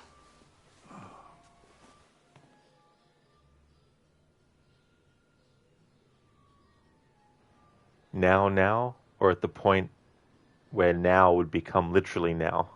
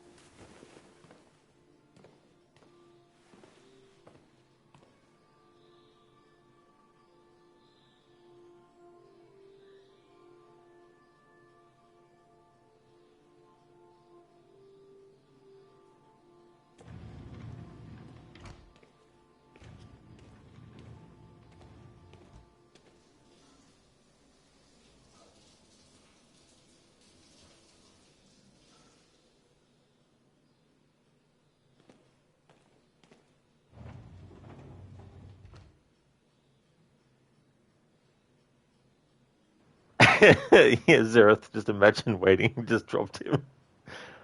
That's the other thing in playthroughs like this with these games, is you're also sort of like testing what the programmers of the game have actually thought about in terms of like what will equal something bad happening or something good happening or just something not happening as well. Like as we saw there, I let go of pressing the buttons required while Marcus was in the middle of actually moving and he just froze in place. And I didn't press anything for a long time to see whether or not something would change with the meter that we saw. So if I just hold down the L1 button and then press the up with the right stick for a little bit, you can see a little blue meter that rises up. So I was sort of testing whether or not that starts to lower gradually based on whether or not you're actually interacting with it. But it stayed level. And as we can see here, as much as I have made it rise up till now, it won't automatically start to lower than that. So they've programmed it so that you don't get an instant like fail. Now there might be points later in the story where very urgent things that are going on and you don't actually do the QTE all the way might actually do something. So I still need to be aware as I play through this game and test these little moments, because there might be a moment where I could have actually failed by letting go. Words are hard. Sometimes they can be, Zereth, for sure.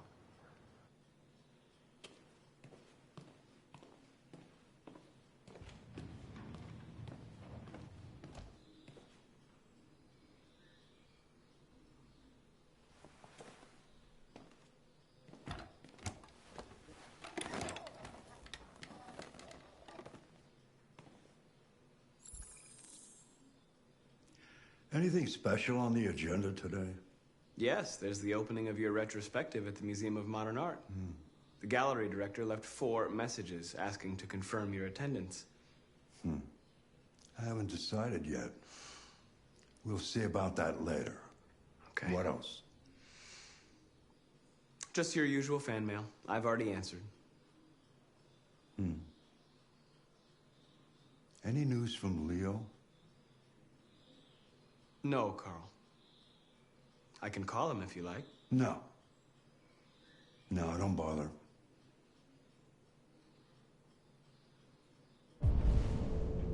Something else that is very, very interesting is the way in which Marcus says certain words to Carl. The cliche in the old school way that an android might talk in something would be, "Hello, I am Rod. How are you today?" Very monotonous, very robotic, not much inflection, not much emphasis on certain words and all this kind of stuff. But of course, you want to have a level of believability that the android has some human-like qualities. And that's another theme of this game. It's like, how much are people in this game's world willing to accept how much they want the android to be human-like versus how much they don't want them to be human-like. So a lot of the people in this game, they don't want their androids to be too human to the point where the android will refuse to do things. But they would like the android to be human up to the point of being able to sound like a human. And so when we have moments where Marcus tells Carl about how many messages were left on his answering machine, when he says 4, he puts a certain tone and inflection on the word 4. But is he doing it solely to sound human when saying it? Has he been programmed to solely sound human when saying it? Or is he only saying it that way because the amount of messages that he has received, being 4 in this example, is an important piece of information towards Carl? So is Marcus saying the word 4 in the way he did? Because the way he said 4 wasn't just 4. He was like 4 in a way that was almost like saying That's a lot of messages. Like, it's not a lot. Like, he could have gotten 50 messages, and that would be a lot. But 4 messages, you know. So when Marcus says 4, is he only saying it because because he's programmed to sound human, and so obviously tone and inflection is going to come into play? Or is there also a level of it's just his programming to make sure that 4 is one of the most important pieces of information that gets relayed to Carl? Zereth, we got to say they program Rod Legion very well. Except when I do leaps of fails.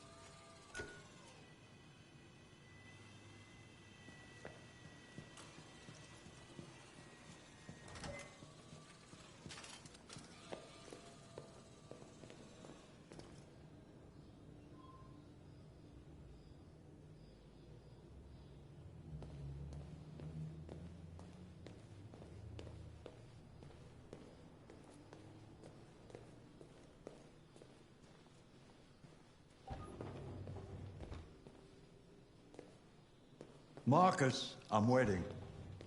Sorry, Carl. I'm coming.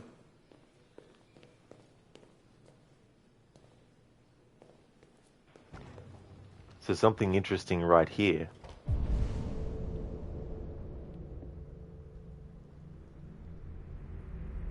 The game will not progress to the next point until we actually do what we need to do.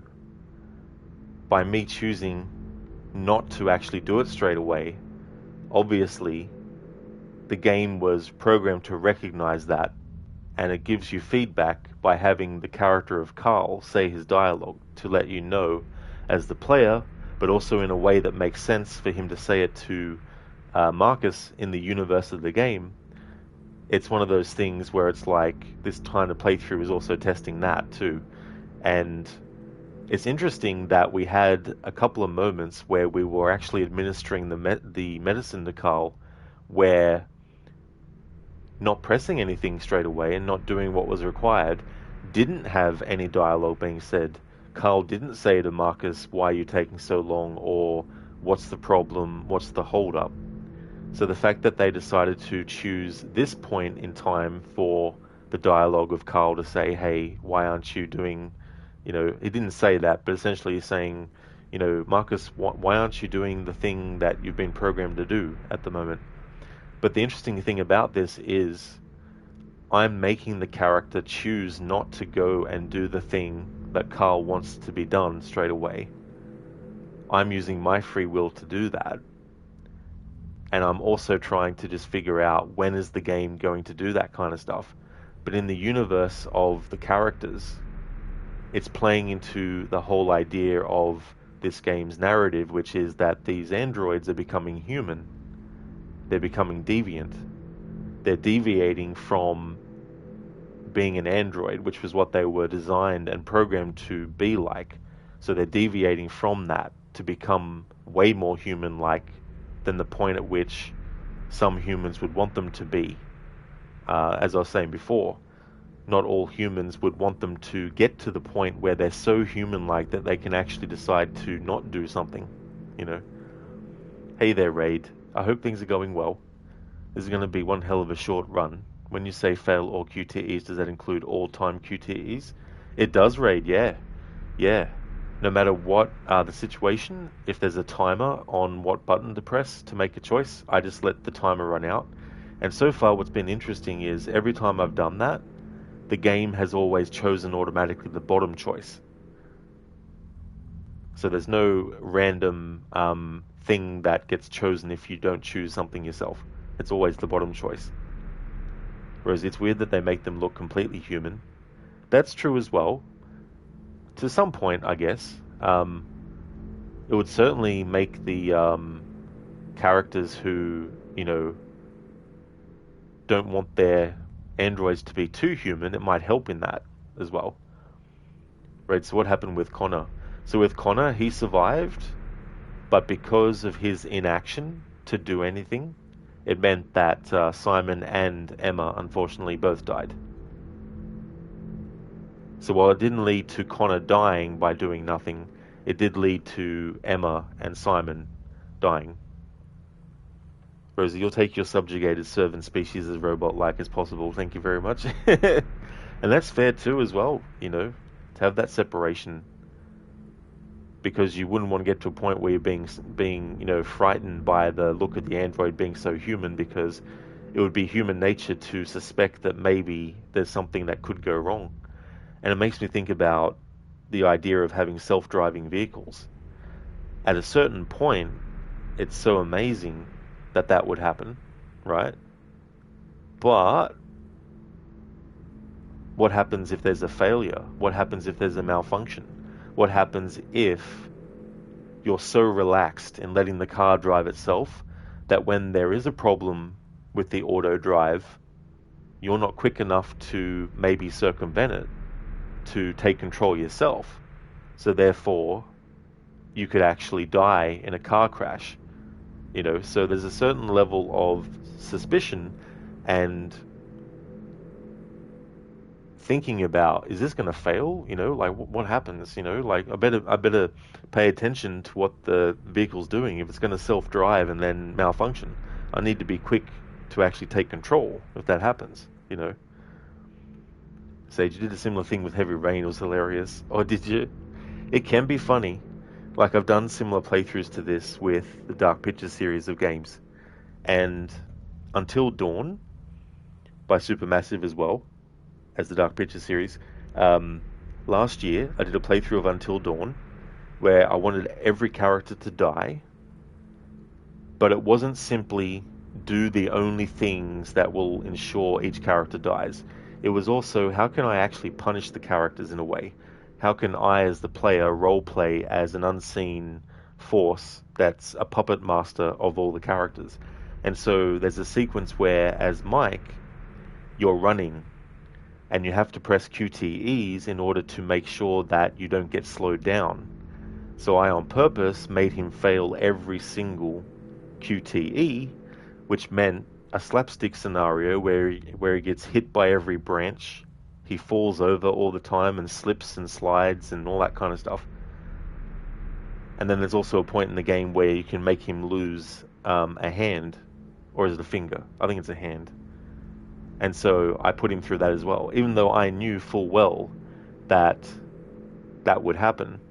And even though it doesn't guarantee he dies, as part of my roleplay of a puppet master who didn't care if the characters lived or died, and wanting to punish the characters as well, that was part of punishing the character, you know. So that was sort of like a really fun playthrough to do as well. Because I figured if I'm going to do an everyone dies playthrough in Until Dawn, I may as well also add an extra layer of negativity to it, you know, because obviously the character, well, I mean, if there's a character you don't like in that game, you might not care if they die. So that would be different. But I wanted to add an extra layer of, let's punish the characters before they die in as many ways as is possible without killing them straight away.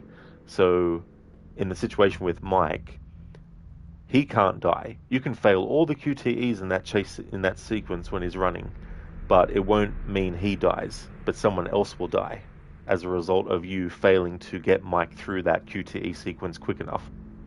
And there's also choices about, do you take the slow route or the safe route?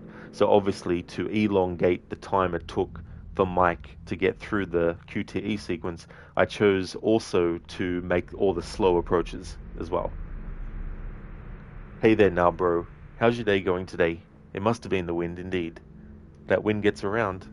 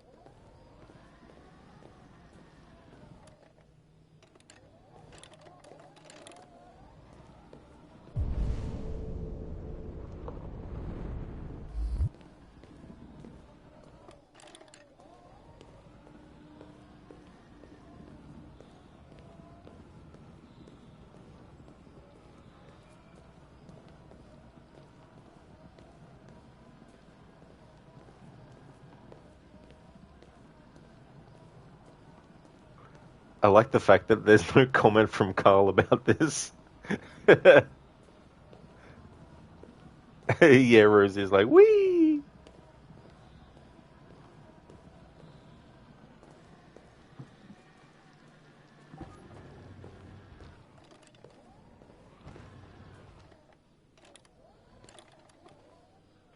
Hey there, Gamer Loop. Welcome on in.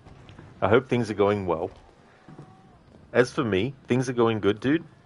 Starting this playthrough of Detroit Become Human with a focus on failing all the QTEs, but also testing what characters will say based on me having the character do nothing at that given time. Criminals, welcome on in. Win gets around. Just sparked a question you have. You wonder why nobody has engineered a way to use salt water for sewerage water yet. Sure, expensive, but if the fresh water we have has always been here, why not find a way to use salt water? That's actually interesting too. Like, it's something I've never thought of, but it's a good example of thinking about something that, even if it's not something that works or will work, even thinking about it is a good thing because it's thinking outside the box. And a lot of the time I feel like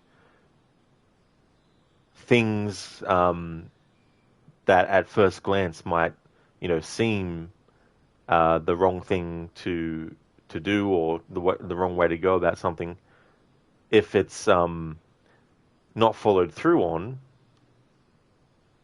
then you don't really know for sure if it was going to work.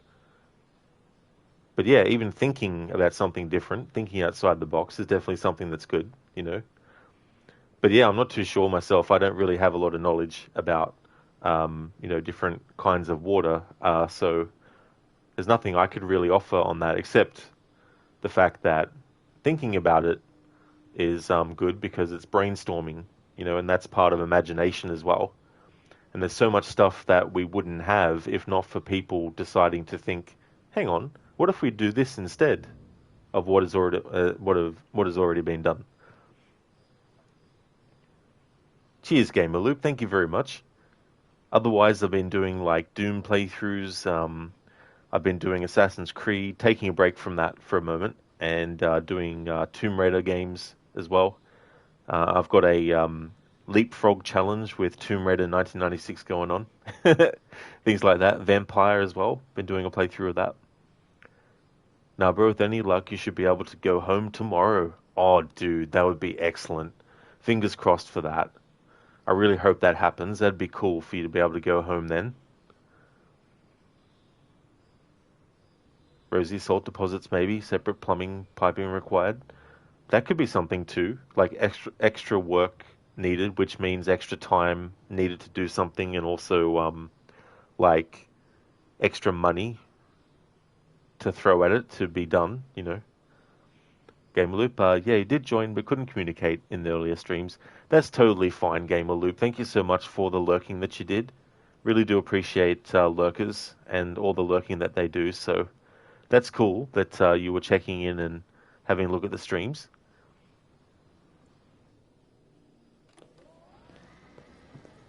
I'm starving. Well, your breakfast is ready. Bacon and eggs, just the way you like them. Thank you, Markus. You're welcome.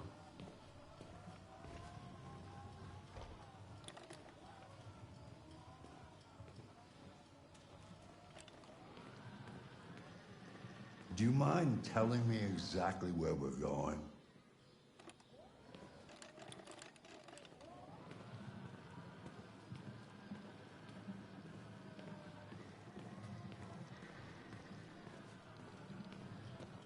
I would like to have my breakfast before noon, if you don't mind.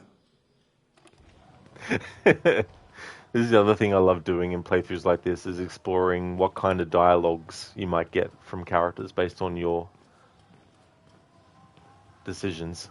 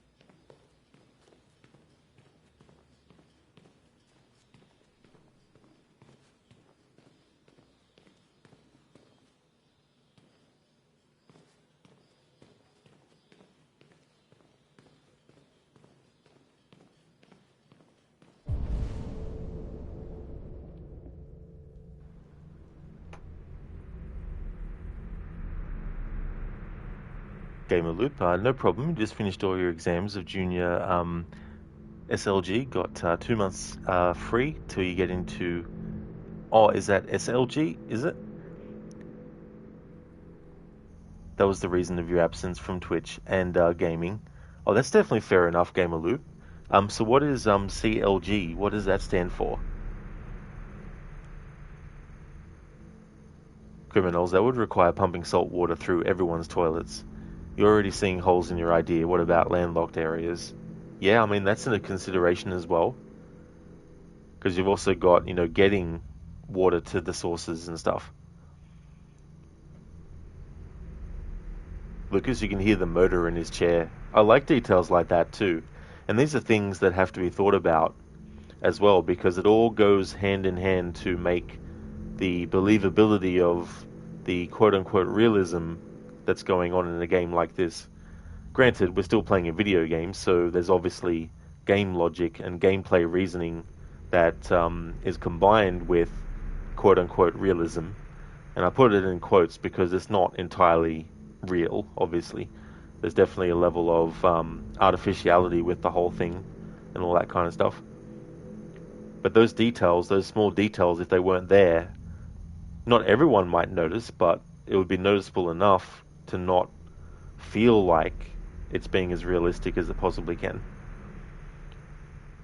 The Human Khalid, thank you so very much for the follow.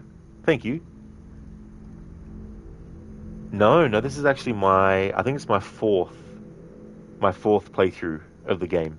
I like to play it at least once a year now, and the first time I played it was 2020, and then since 2023 I've been doing a yearly playthrough of it. Criminals, now you're curious, going to Google. Oh, college Gamer Loop, that's no worries, now I get it. You just finished all your exams of junior college. You got 2 months free until you get into a college. That's excellent, Gamer Loop, though. That's really, really cool. I hope that you get some great results. If you haven't already, I hope they were great. If you have, criminals, a few countries in Asia do use salt water, but nowhere else. Rosie, instead of fertilizer, you'd have poopy salt to dispose of. Criminals laugh my ass off. True.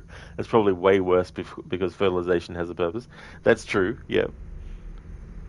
Rosie, maybe there's a market for brown salt. It's like brown sugar. Yeah. Oh, that's all right, Gamer Loop. Absolutely no worries at all.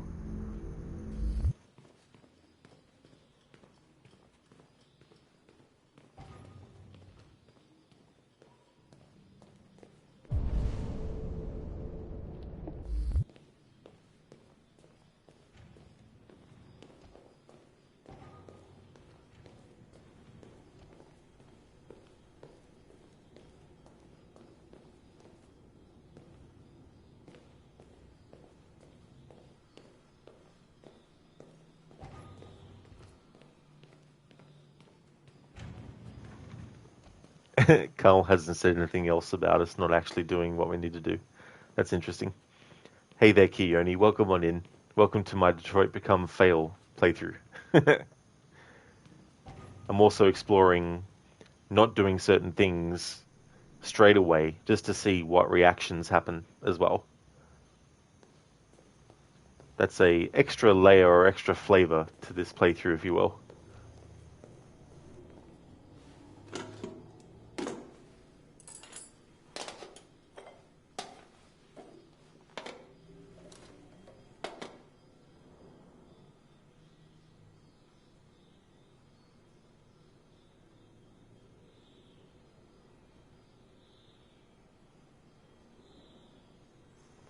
Criminals, you just had a ramen with beef bouillon cooked in. Fantastic. Oh, that sounds good. I'm glad that you enjoyed it. You love doing these types of playthroughs. I don't blame you. There's a certain level of humor that can happen as well. Like I was talking earlier about the Dark Pictures series of games where if you let the game decide in a dialogue choice to say nothing, because that will automatically happen, the humor might come from what the person said before the option came up, plus the fact that the character they're talking to isn't reacting plus the fact that the person they're talking to has a certain expression on their face, and how much time it takes for the game to decide that, well, the player hasn't chosen anything, so it's time for the game to choose say nothing. So I like those sorts of things too.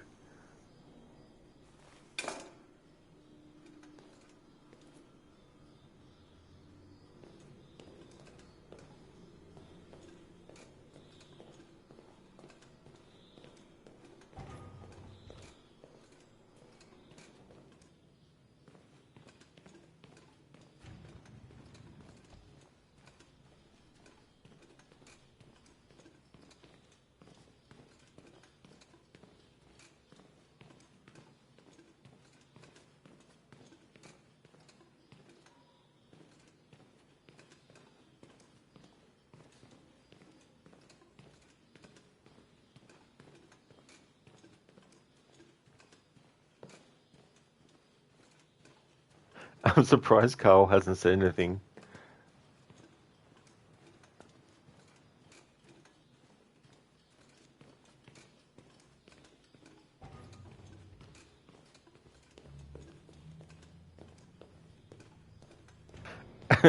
In a way, this is also a failure to comply playthrough.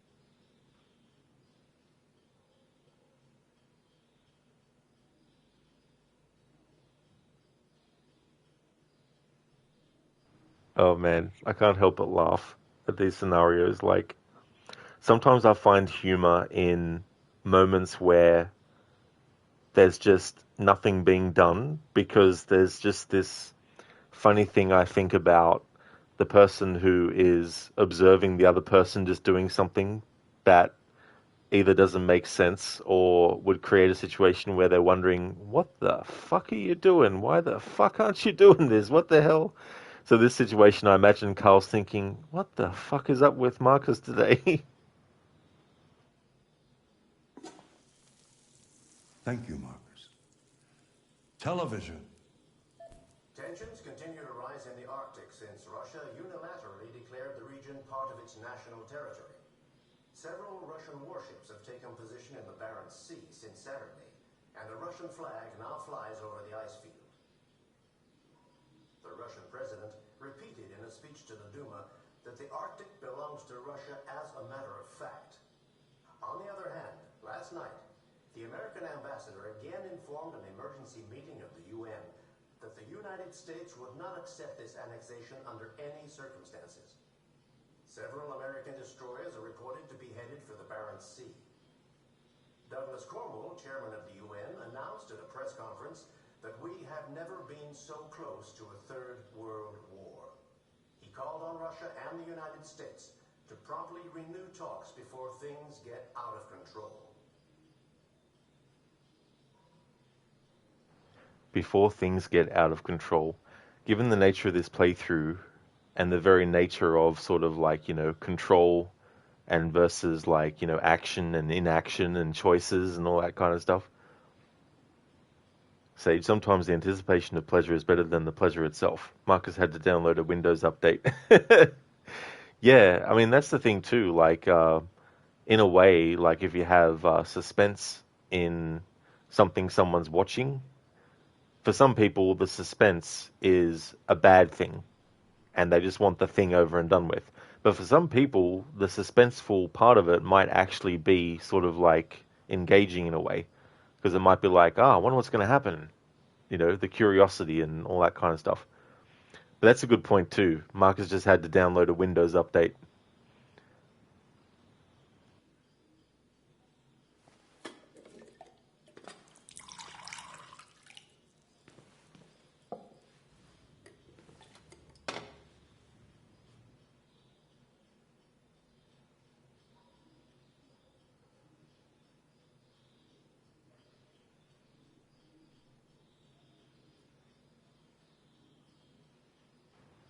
stage is like when a phone rings and no one answers it. Yeah, it just keeps on going and going and going until it's like disconnected automatically.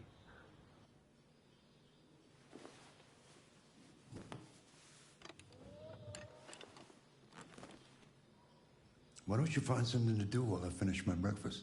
Sure. Okay, Carl.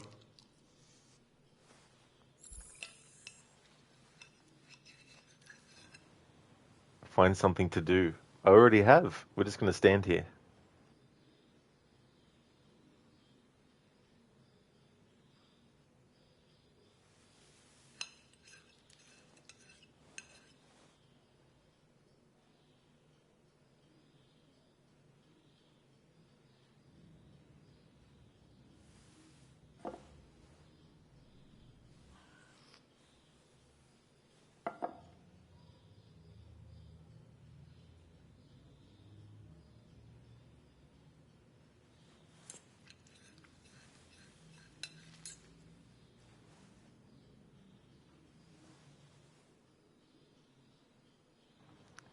Rosie, man, you want a mansion and a robot butler?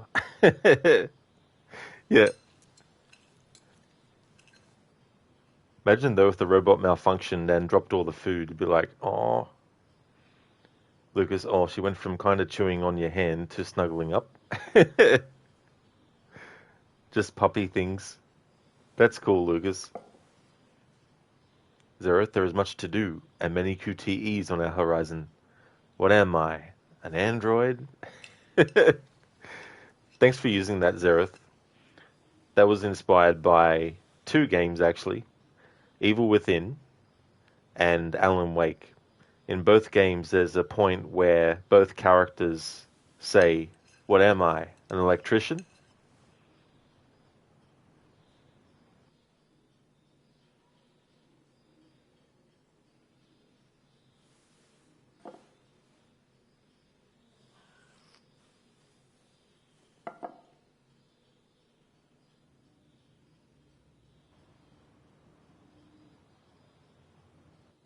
One day I won't be here to take care of you anymore. You'll have to protect yourself and make your choices. Decide who you are and want to become. This world doesn't like those who are different, Markus. Don't let anyone tell you who you should be. Let's go to the studio.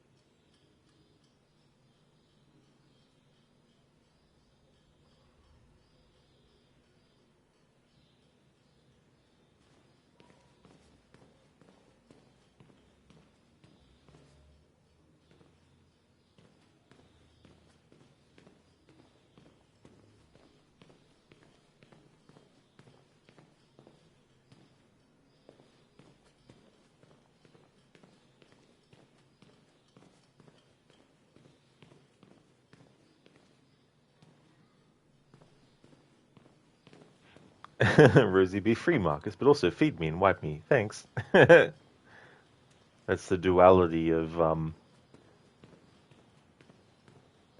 being human versus being android as well.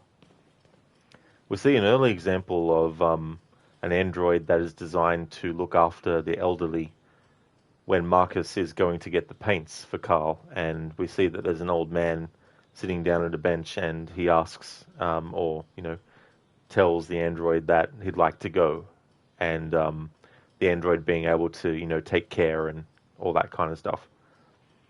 And I feel like if you look at other characters in the game, like Todd, for example, he's not at a point in his life, whether that's age-related or circumstance-related, where he needs help in terms of like someone doing things for him.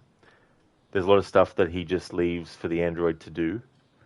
But it's interesting to show the differences between Todd and Carl as well, because we see a character in Todd who is very negative and also in relation to Kara and Alice is very abusive. And then we see Markus, who is very caring for Carl and doesn't necessarily, even when he becomes deviant, look at Carl and think to himself, man, I can't believe I was, helping this old guy out, helping him live. What an asshole he is. Like, he doesn't have that kind of thing. So, in a role where you have an android that is actually caring for someone, whether it's an age-related reason they need caring for, or whether it's a circumstance, having an android like that would definitely be very valuable. And in the context of this game's story, where we have the androids becoming free and wanting to be their own selves and all that kind of stuff, there's a lot of things that the humans do which isn't because they really do need the help physically or emotionally, whether they're elderly or there's something that's happened to them. Those androids that were programmed to help the elderly and all that, I would imagine that they would still want to do that. But at the same time, obviously, as an individual, they would have the choice whether to continue with that quote-unquote job or not as well. Good one, Coyote. Using an emote of Todd Howard. Is it Todd Howard? Todd Howard from Bethesda. When we're talking about Todd in this game. Different.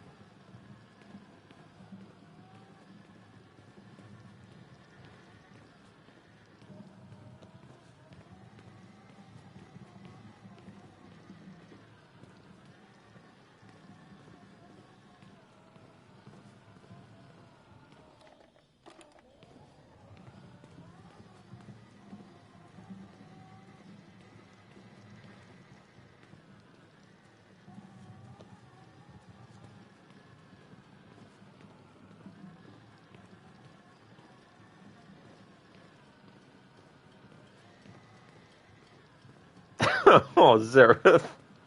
I wish you could push him out of a window.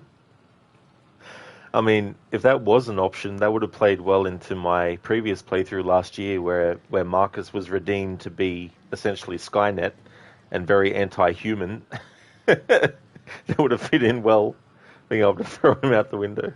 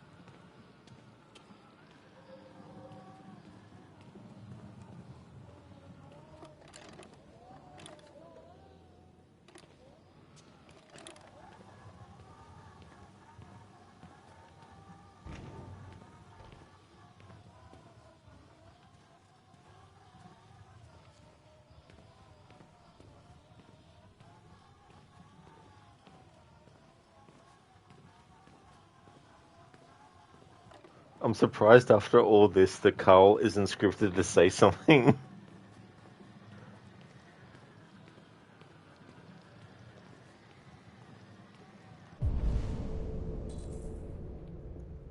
Hello, Scar. Welcome to the playthrough. How's it going? Welcome on in.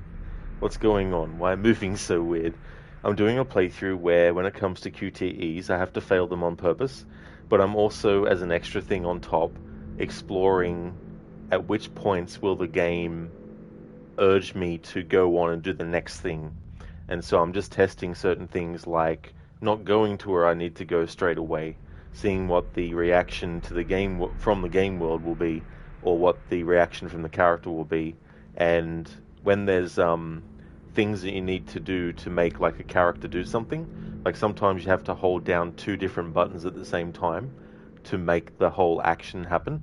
And so I'm also starting the process but then stopping just to see what will actually happen. And if there's any dialogue choices, then basically I just let the game decide. There are some instances where the game will not have a timer on your choice, so you can actually take as much time as you want to make the decision. But in moments where it's an auto, like where it's a timer, I just let the game decide what to say. And so far, the game has always chosen the bottom choice, regardless of whether it's a negative or a positive dialogue choice and all that kind of stuff. Exactly, Rosie. We're trolling Carl at the moment. Absolutely, just going around doing donuts, making him bump into walls. I was actually trying to get Markus to reverse, and then when he started just pushing forward and getting stuck in that thing, I thought I would make as much out of it as I could. But yeah, I was actually trying to get him to reverse. Hey there, Mr. Epic. I hope things are going well. This game still looks so good. It really does, for sure. Oh yeah. I think they did a great job with this one. So it came out in 2018, so in 3 years' time, it's going to be celebrating its 10th anniversary. And then, in 2028, it'll be 10 years before this game is actually set, which is 2038. No, that doesn't make sense. Yes, it does, yeah. Sorry, I had to think for a moment. So if that laugh was like he antagonized Jack laugh. Yeah. I hate Uncle Android. Scar, basically you're trying to reach the point where the game will tell you to get a life. Maybe. It might actually literally say that.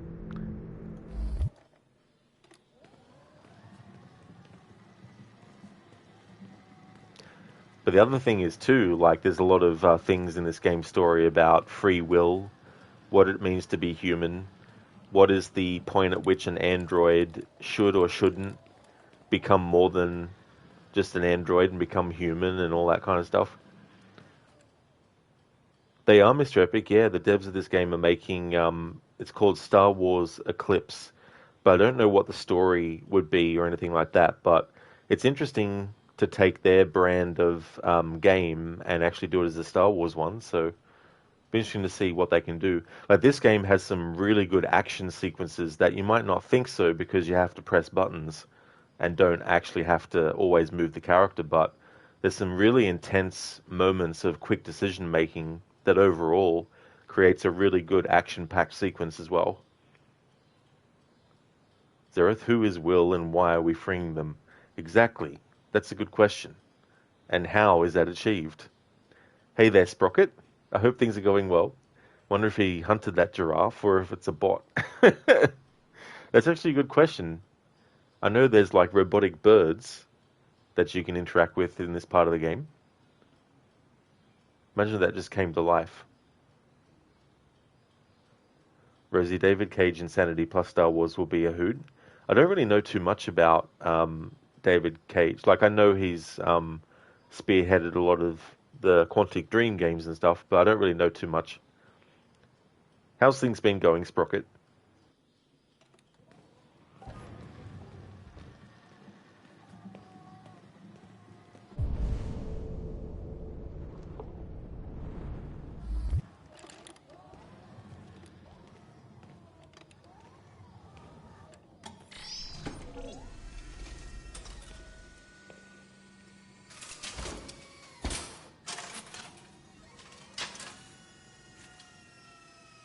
Let's see where we left off. Remove the sheet.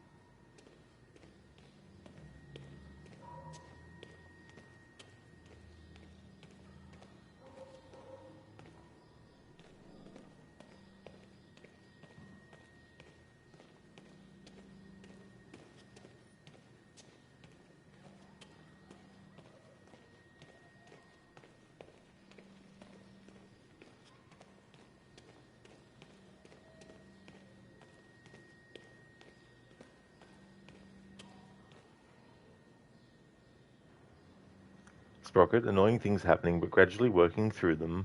Well, that's good to hear that you're working through them, Sprocket. I really hope that things look up for you very soon too as well. Sage, Star Wars Eclipse, Fail QTE, lightsaber to the gut.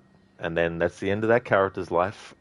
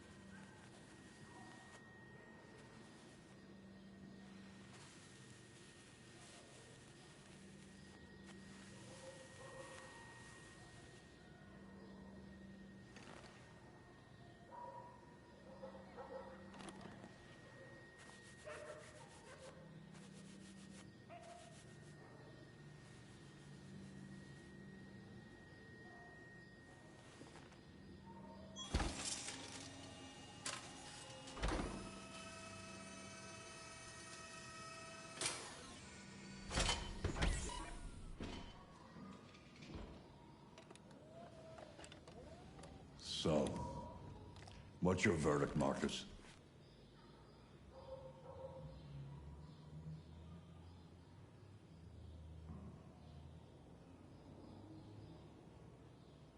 I'm not programmed to criticize art.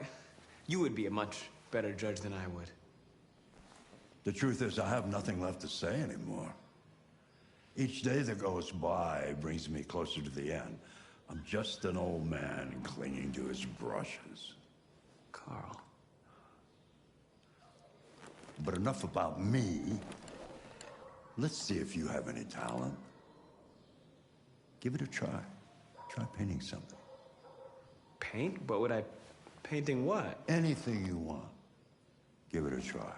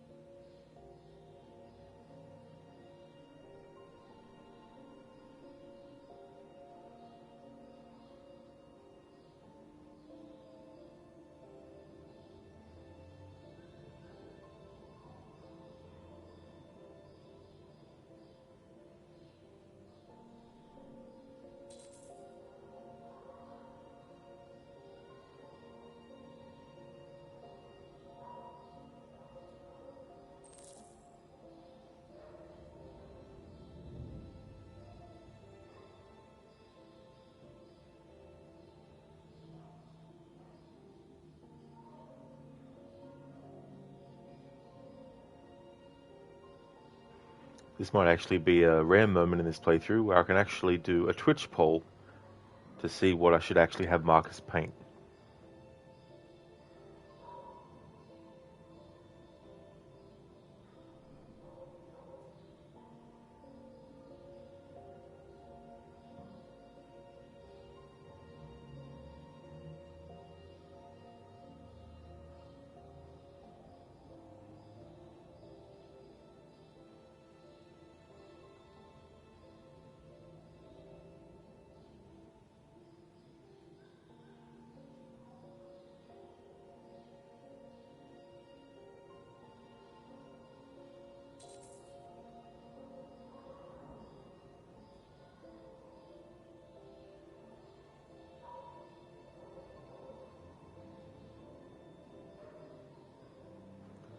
Alright, so I'll start the poll. It'll be a minute poll. What should Markus paint? Should he paint Carl's painting? The statue of the head, face, or the desk and what's on it? It looks like the game won't automatically choose for me, so I can use this opportunity as well to catch up with Chad. That's a good point, Sage. You're sure they will become a Force ghost? Oh yeah, absolutely. There's definitely something. Zereth, like in Doom, use the Force. Use the Force, Doom guy. Use it. Never thought I'd die fighting side by side with a T-800. What about side by side with a friend? I could do that. Thank you, Dr. Darling, for redeeming that Arnie impression. So the winning vote was statue. I'll just catch up on chat fully, and then we'll make the choice of painting the statue. Zereth, he looks so happy painting. He really did. Although, maybe he was concentrating too, as well. Rosie, it's not his best piece, not gonna lie. Not his best piece, though. Mr. Epic, now that you think about games like this, whereas Wolf Among Us Part 2, it's been years and you still see nothing, that can be really, really annoying, you know, having to wait for a game that just may never actually come out, you know. Now listen carefully. Lord Denethor is Boromir's father. To give him news of his beloved son's death would be most unwise. And do not mention Frodo or the ring, and say nothing of Aragorn either. In fact, it's better if you don't speak at all, Peregrine Took. Thank you, Dr. Darling, for redeeming that from Lord of the Rings Return of the King. Nice one. Fool of a Took. Zereth, Good Old Desk, a song by Harry Nilsson, was it? Oh, okay. Who also did the Coconut song. So the vote went to statue, so we'll choose to paint the statue.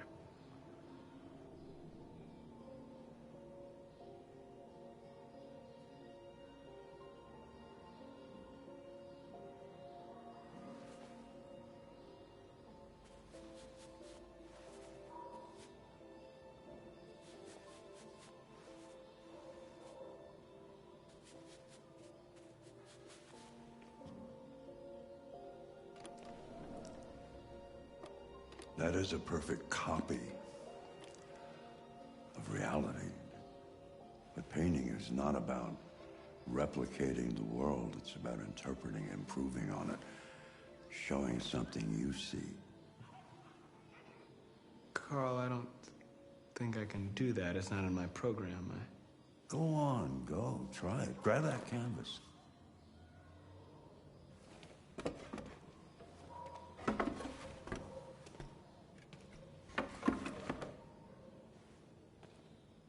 Do something for me. Close your eyes. Close your eyes. Trust me.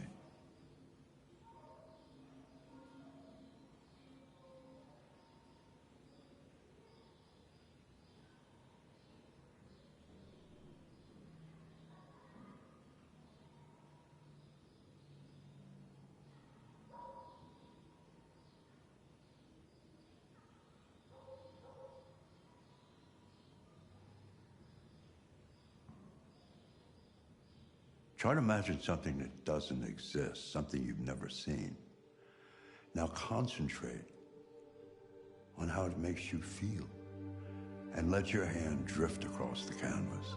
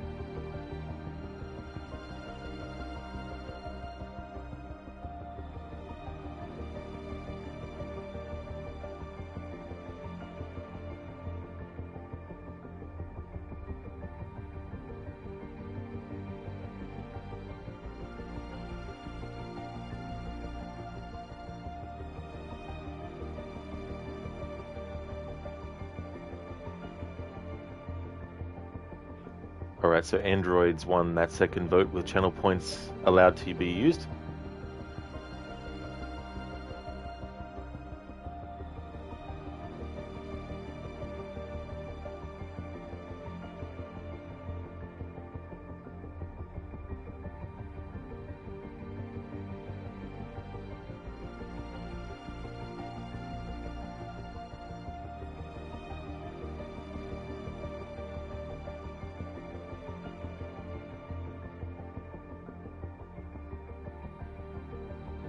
Amazing piece of music too. This whole game's soundtrack is awesome.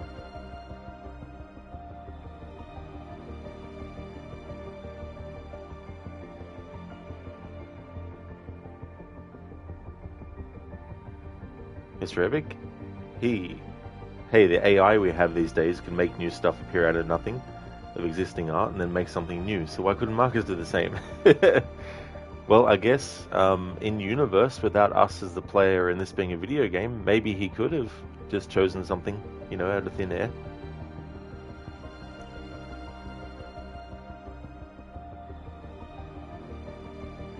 That would be definitely be very childish, Sage, for Markus to paint that. Zereth in true Android fashion. Okay, so the vote for this was Sadness, with all the votes at 3.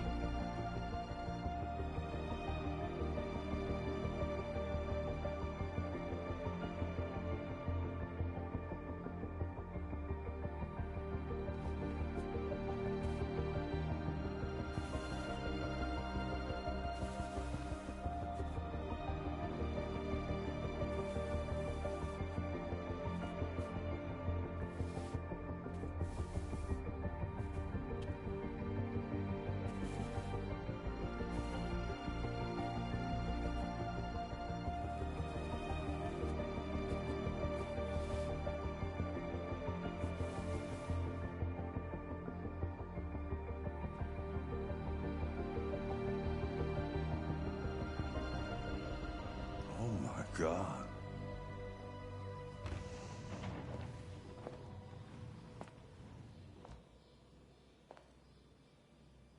Hey, Dad. Leo. I didn't hear you come in. Oh, I was in the neighborhood. I thought I'd stop by. It's been a while, right? You all right? You don't look so good. Oh, yeah, I'm fine. Hey, listen, I need some cash, Dad. Again? What happened to the money I just gave you? Well, it just goes, you know? Yeah, you're on it again, aren't you? No, I swear it's not that. No, don't lie to me, Leo. What difference does it make? I just need some cash, that's all. Sorry. The answer's no. What? Why? You know why. Yeah, I think I do know why. You'd rather take care of your plastic toy here than your own son, right? Tell me, Dad, what's it got that I don't? Smarter? More obedient? Not like me, right? But you know what? This thing is not your son. It's a fucking machine! Leo, that's enough. Enough. You don't care about anything except yourself and your goddamn paintings. You've never loved anyone. You never loved me, Dad. You never loved me.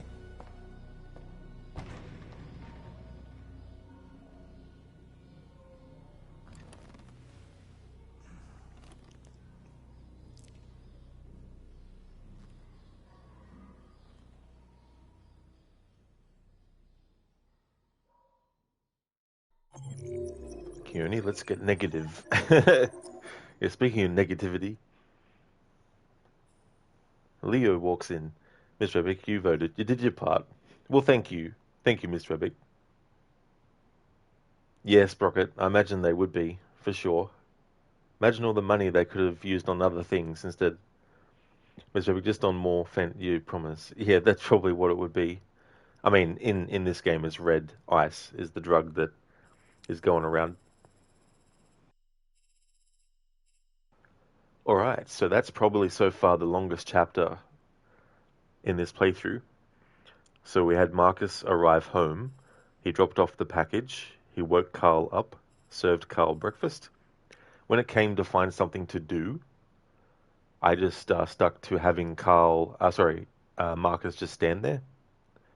But we could have played the piano, and there's other things you could have done as well.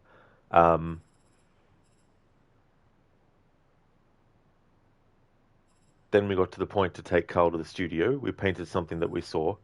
Due to voting, because the game wasn't automatically choosing anything for me, I decided to put it up to Twitch vote. Copying the statue won out the vote. Painting from the Heart by Androids being the one that won the vote. And then Sadness as well being the result of the Twitch poll. And then Leo intruded to ask for money as well.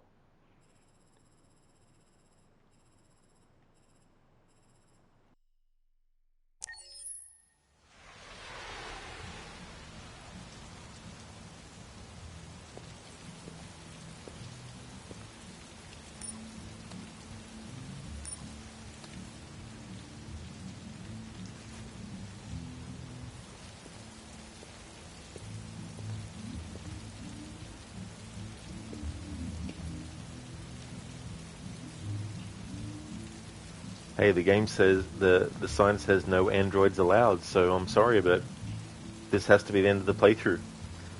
We have to follow the rules. No androids allowed means no androids allowed.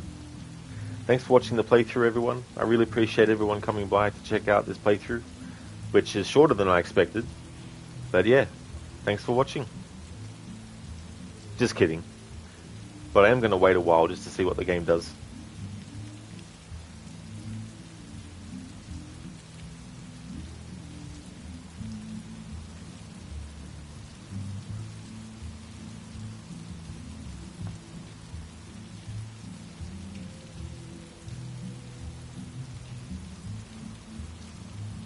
This could be a speed run. A speed run with this game where it's like the no androids allowed %, where you have to get to this point in the game as quick as possible, where it says no androids allowed, and then that's the end of your playthrough.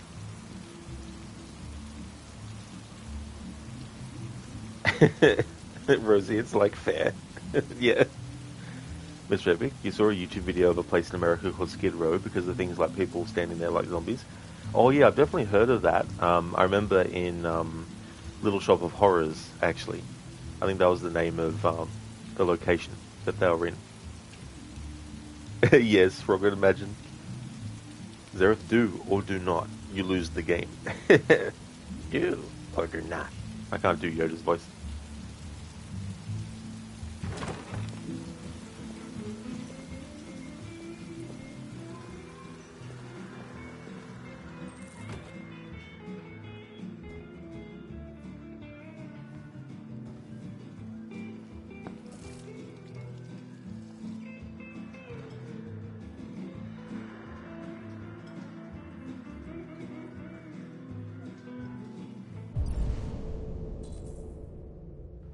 Something I just thought of now.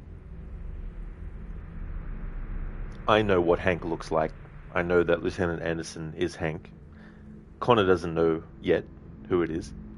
But this playthrough in failing QTEs and all that kind of stuff, like how I said with my Until Dawn playthrough, it wasn't just about killing all the characters off. It was also doing things that elongated, made things longer, about getting from one point to another. So in Until Dawn, it was making sure that Mike failed all the QTEs so that he hit his head, fell over, and also made the choice to make sure he went the slowest routes every time and all that kind of stuff.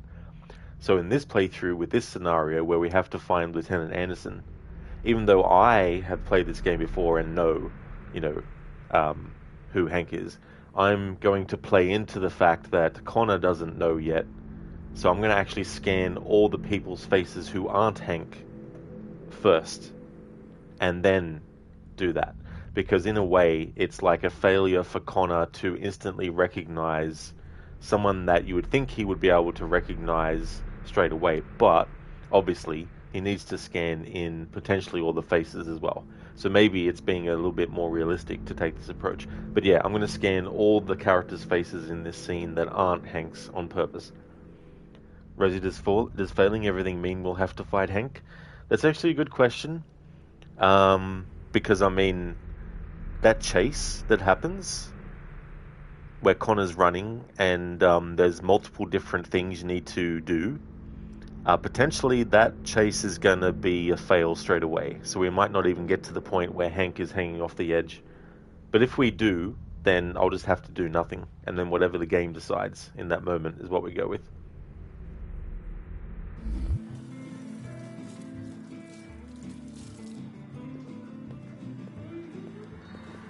I thought androids weren't allowed in here.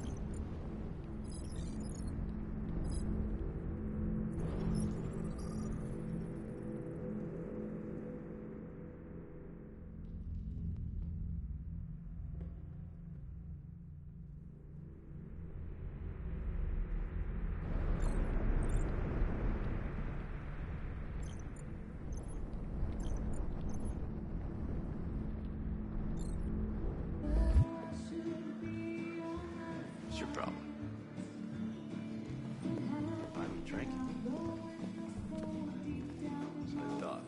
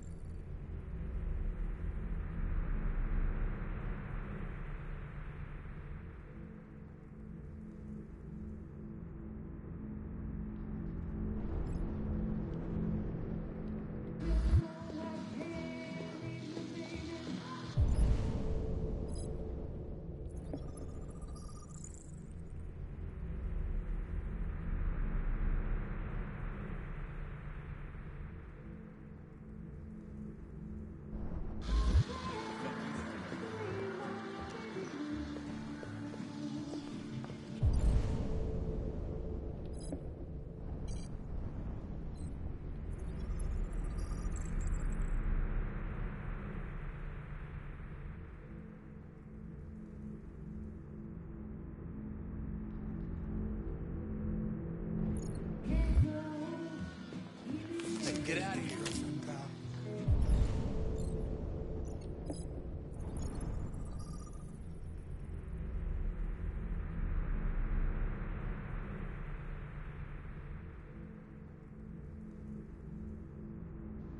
Nice one, Zereth.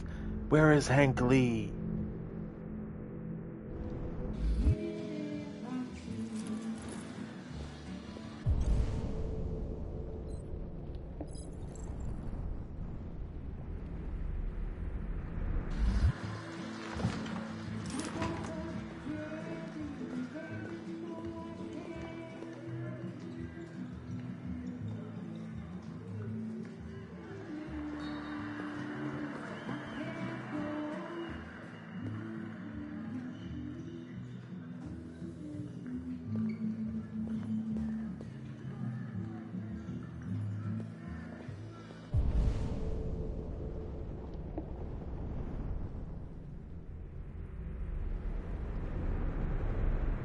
Good point, Zereth. I mean, you are Connor, so absolutely. It's interesting when you think when you mention that too, as well, because Zereth, for those who don't know and who don't know, the meme he's saying is where is Charles Lee from Assassin's Creed 3, and the main character you play as is Connor, and because this character's name is Connor, that's what Zereth's referring to. But something that it makes me think of, which I've said before, but I'll repeat it again, is that in the movie Highlander, the main character's name is called Connor, and the main villain in Highlander is played by Clancy Brown, and Clancy Brown plays Hank in this game. So I can't help but think of that association between Connor and the Kurgan in Highlander when playing this game and having Connor interact with the actor who plays the Kurgan in Highlander.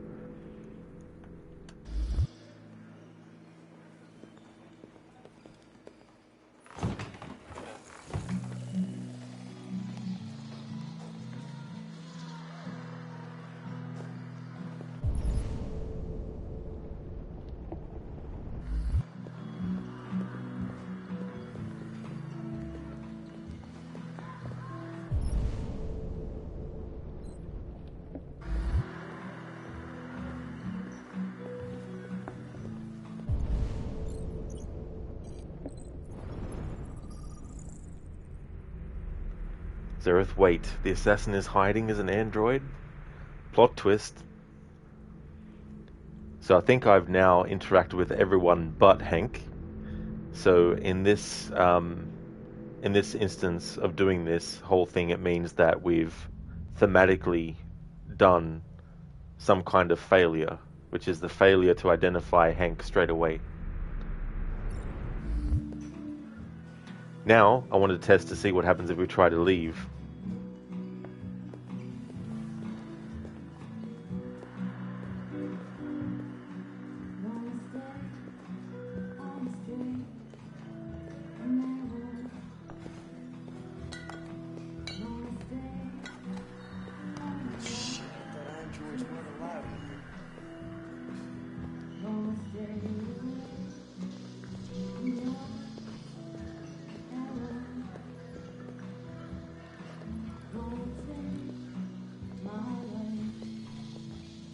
I want to wait till this character stops playing the arcade game for a moment.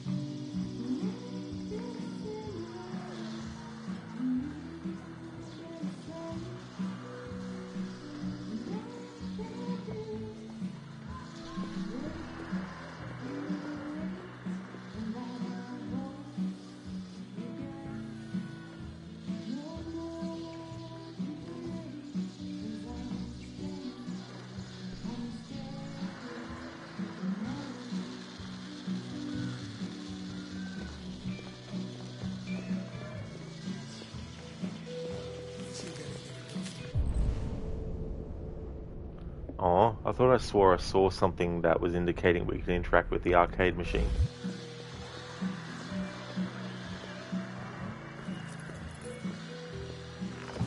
Oh, that's a shame. I was robbed of doing a Inception kind of thing. Well, the game's not allowed me to do it, which in some way ruins it, but the theme of this playthrough is failing, so I guess in failing to be able to make what happened in the gameplay happen, I've failed.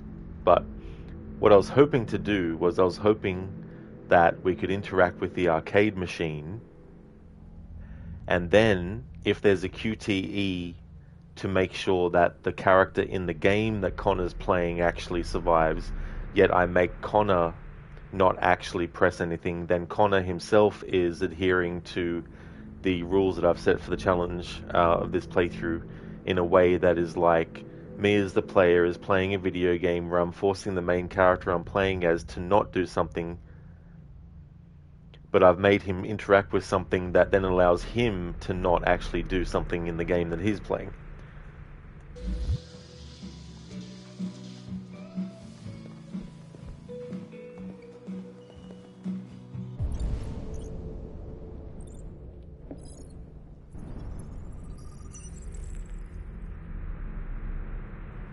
Mr. Anderson, we've been watching you for some time now.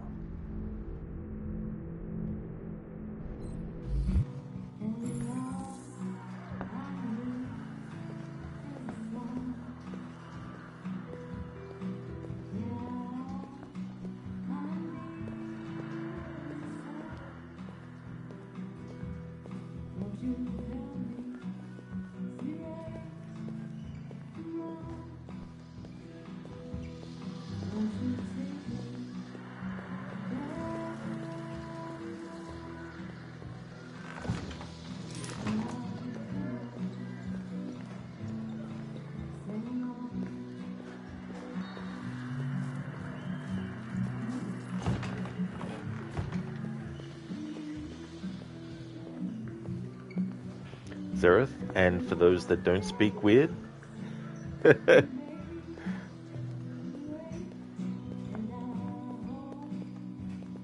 Lieutenant Anderson, my name is Connor.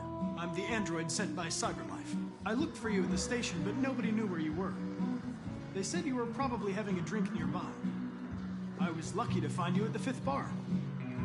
What do you want? You were assigned a case early this evening. A homicide involving a CyberLife android. In accordance with procedure, the company has allocated a specialized model to assist investigators. Well, I don't need any assistance. Especially not from a plastic asshole like you. So just be a good little robot and get the fuck out of here.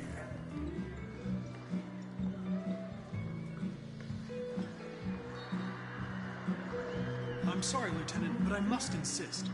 My instructions stipulate that I have to accompany you. You know where you can stick your instructions? No. Where? Never mind.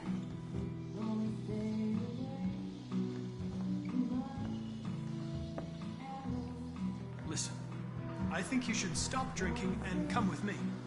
It'll make life easier for both of us.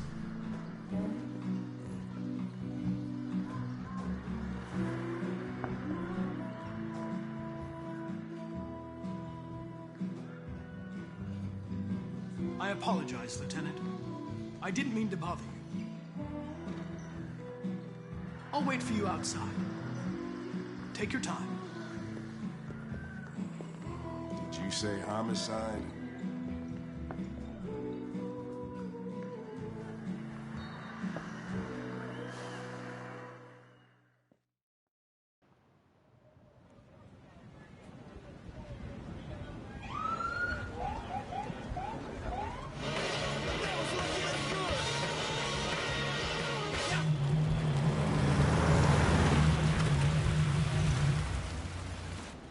You wait here. I won't be long.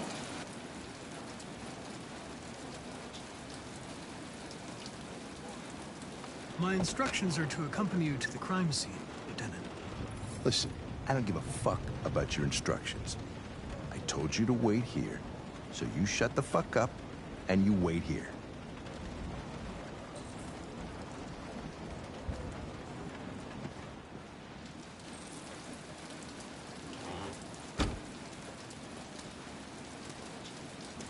Josh Douglas for Channel 16. Can you confirm that this is a homicide? I'm not confirming anything.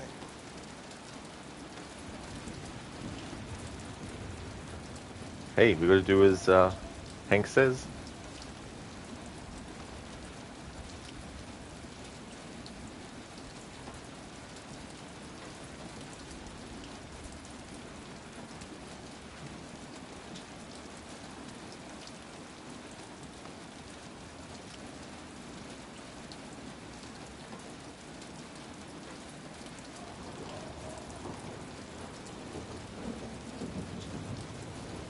Mr. Epic, nice. The Twitch mobile app crashed and you had to restart it. Nice, Twitch. Oh, that's a shame, Mr. Epic. That's annoying when that shit happens. It's good that you're able to actually get it to work again. Good one, Zereth. Ray, do you see Mr. Krabs hasn't been doing so well since his restaurant closed down? Nah, it's very devastating for him. I haven't actually seen that show, by the way, but... but it is interesting that the longer someone is in a career and the more things they do, the more people's first experience with that performer changes. So for me, it was Highlander. As a kid watching that movie, seeing Clancy Brown play the main villain in that. For some people, it might have been the Shawshank Redemption that they saw when they were a kid, and that made them aware of Clancy Brown. And for some, it's of course SpongeBob. For some, it might have even been Pet Sematary 2 as well, where he plays the stepfather of one of the characters. Emitter subordination, lol. Exactly. Android subordination. Instead of alien isolation, android subordination. Zereth, if Anderson was into kinky stuff, would it be hanky panky? Nice pun there, Zereth. Mr. Epic was also Highlander for you as well. Very nice, dude. That's cool. Yeah, that movie is something else. Right, okay, then you see Baron Praxis hasn't been doing so well since getting annihilated by Metalcore and kicked off Haven City's throne. Sorry, Raid, I'm not actually familiar with that either. Unless it's Starship Troopers, which I've only seen once back when it came out, so... This is a point where I've already tested in the previous playthrough if the game forces you into a different scenario, but we have to actually exit the vehicle. Oh, so it's from Jack 2, is it, Raid? I gotcha. Yeah, I don't have much experience with those games.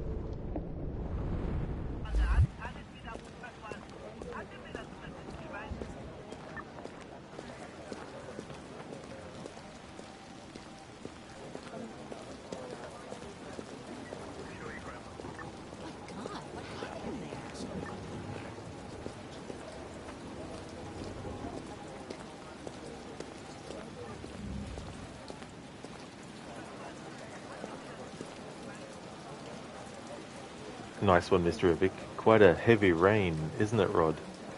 Yeah, I mean, that might go beyond 2 souls. Come to think about it. Ray, the first time we played Mirror's Edge, you couldn't take the main character seriously because she was voiced by the same actress as Juno from Overlord 2. Oh, that's fair too as well. Yeah, that can definitely affect how you perceive a certain character too, as well. You might just be so, it might just be so associated in your mind with one particular role that when you hear them in something else, it makes it sort of like feel a bit weird. Thank you, Zera, for leaving the lurk. Raid, not that she's a bad voice actress, but the character she played was, yeah, or was it really, Raid? Hey there, Lynchbob. How's things going? Welcome on in.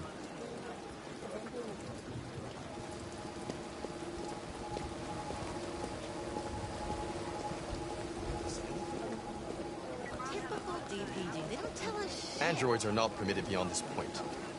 It's with me. What part of staying in the car didn't you understand? Your order contradicted my instructions, Lieutenant. You don't talk, you don't touch anything, and you stay out of my way. Got it? Got it. Evening, Hank. We were starting to think you weren't gonna show. Yeah, that was the plan till this asshole found me. So, you got yourself an android, huh?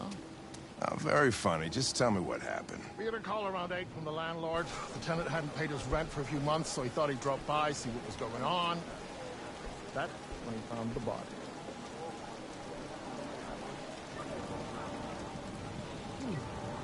Well, it was even worse before we opened the window.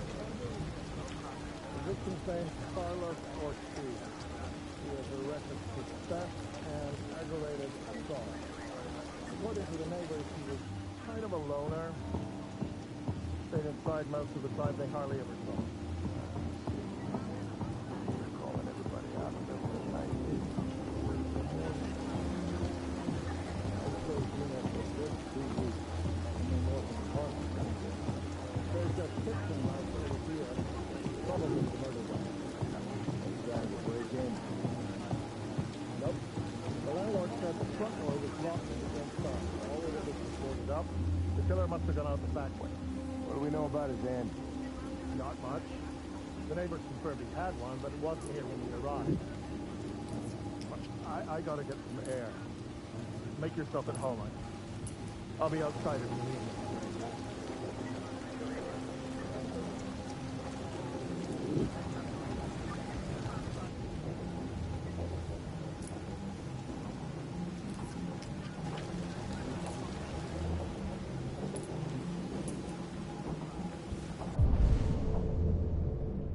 Hey, Hank told us not to get in his way, so we've stayed as far away from his position as possible.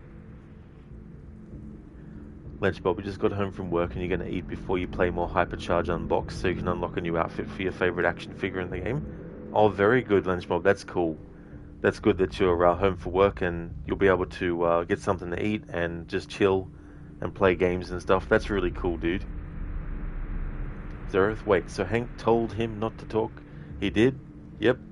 And not to touch anything. So we're going to see how far we can actually go in this scenario based on my playthrough goal without actually touching anything.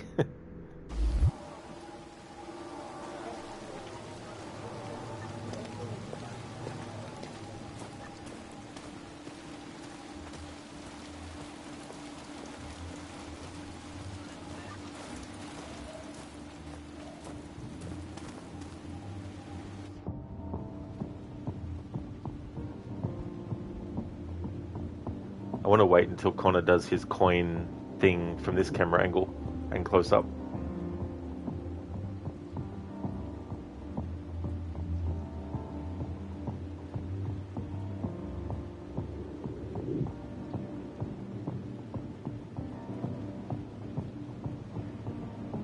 I mean, that's if you'll actually do it. Sometimes in games, the idle animation doesn't play depending on whether you have the character in a certain position or not.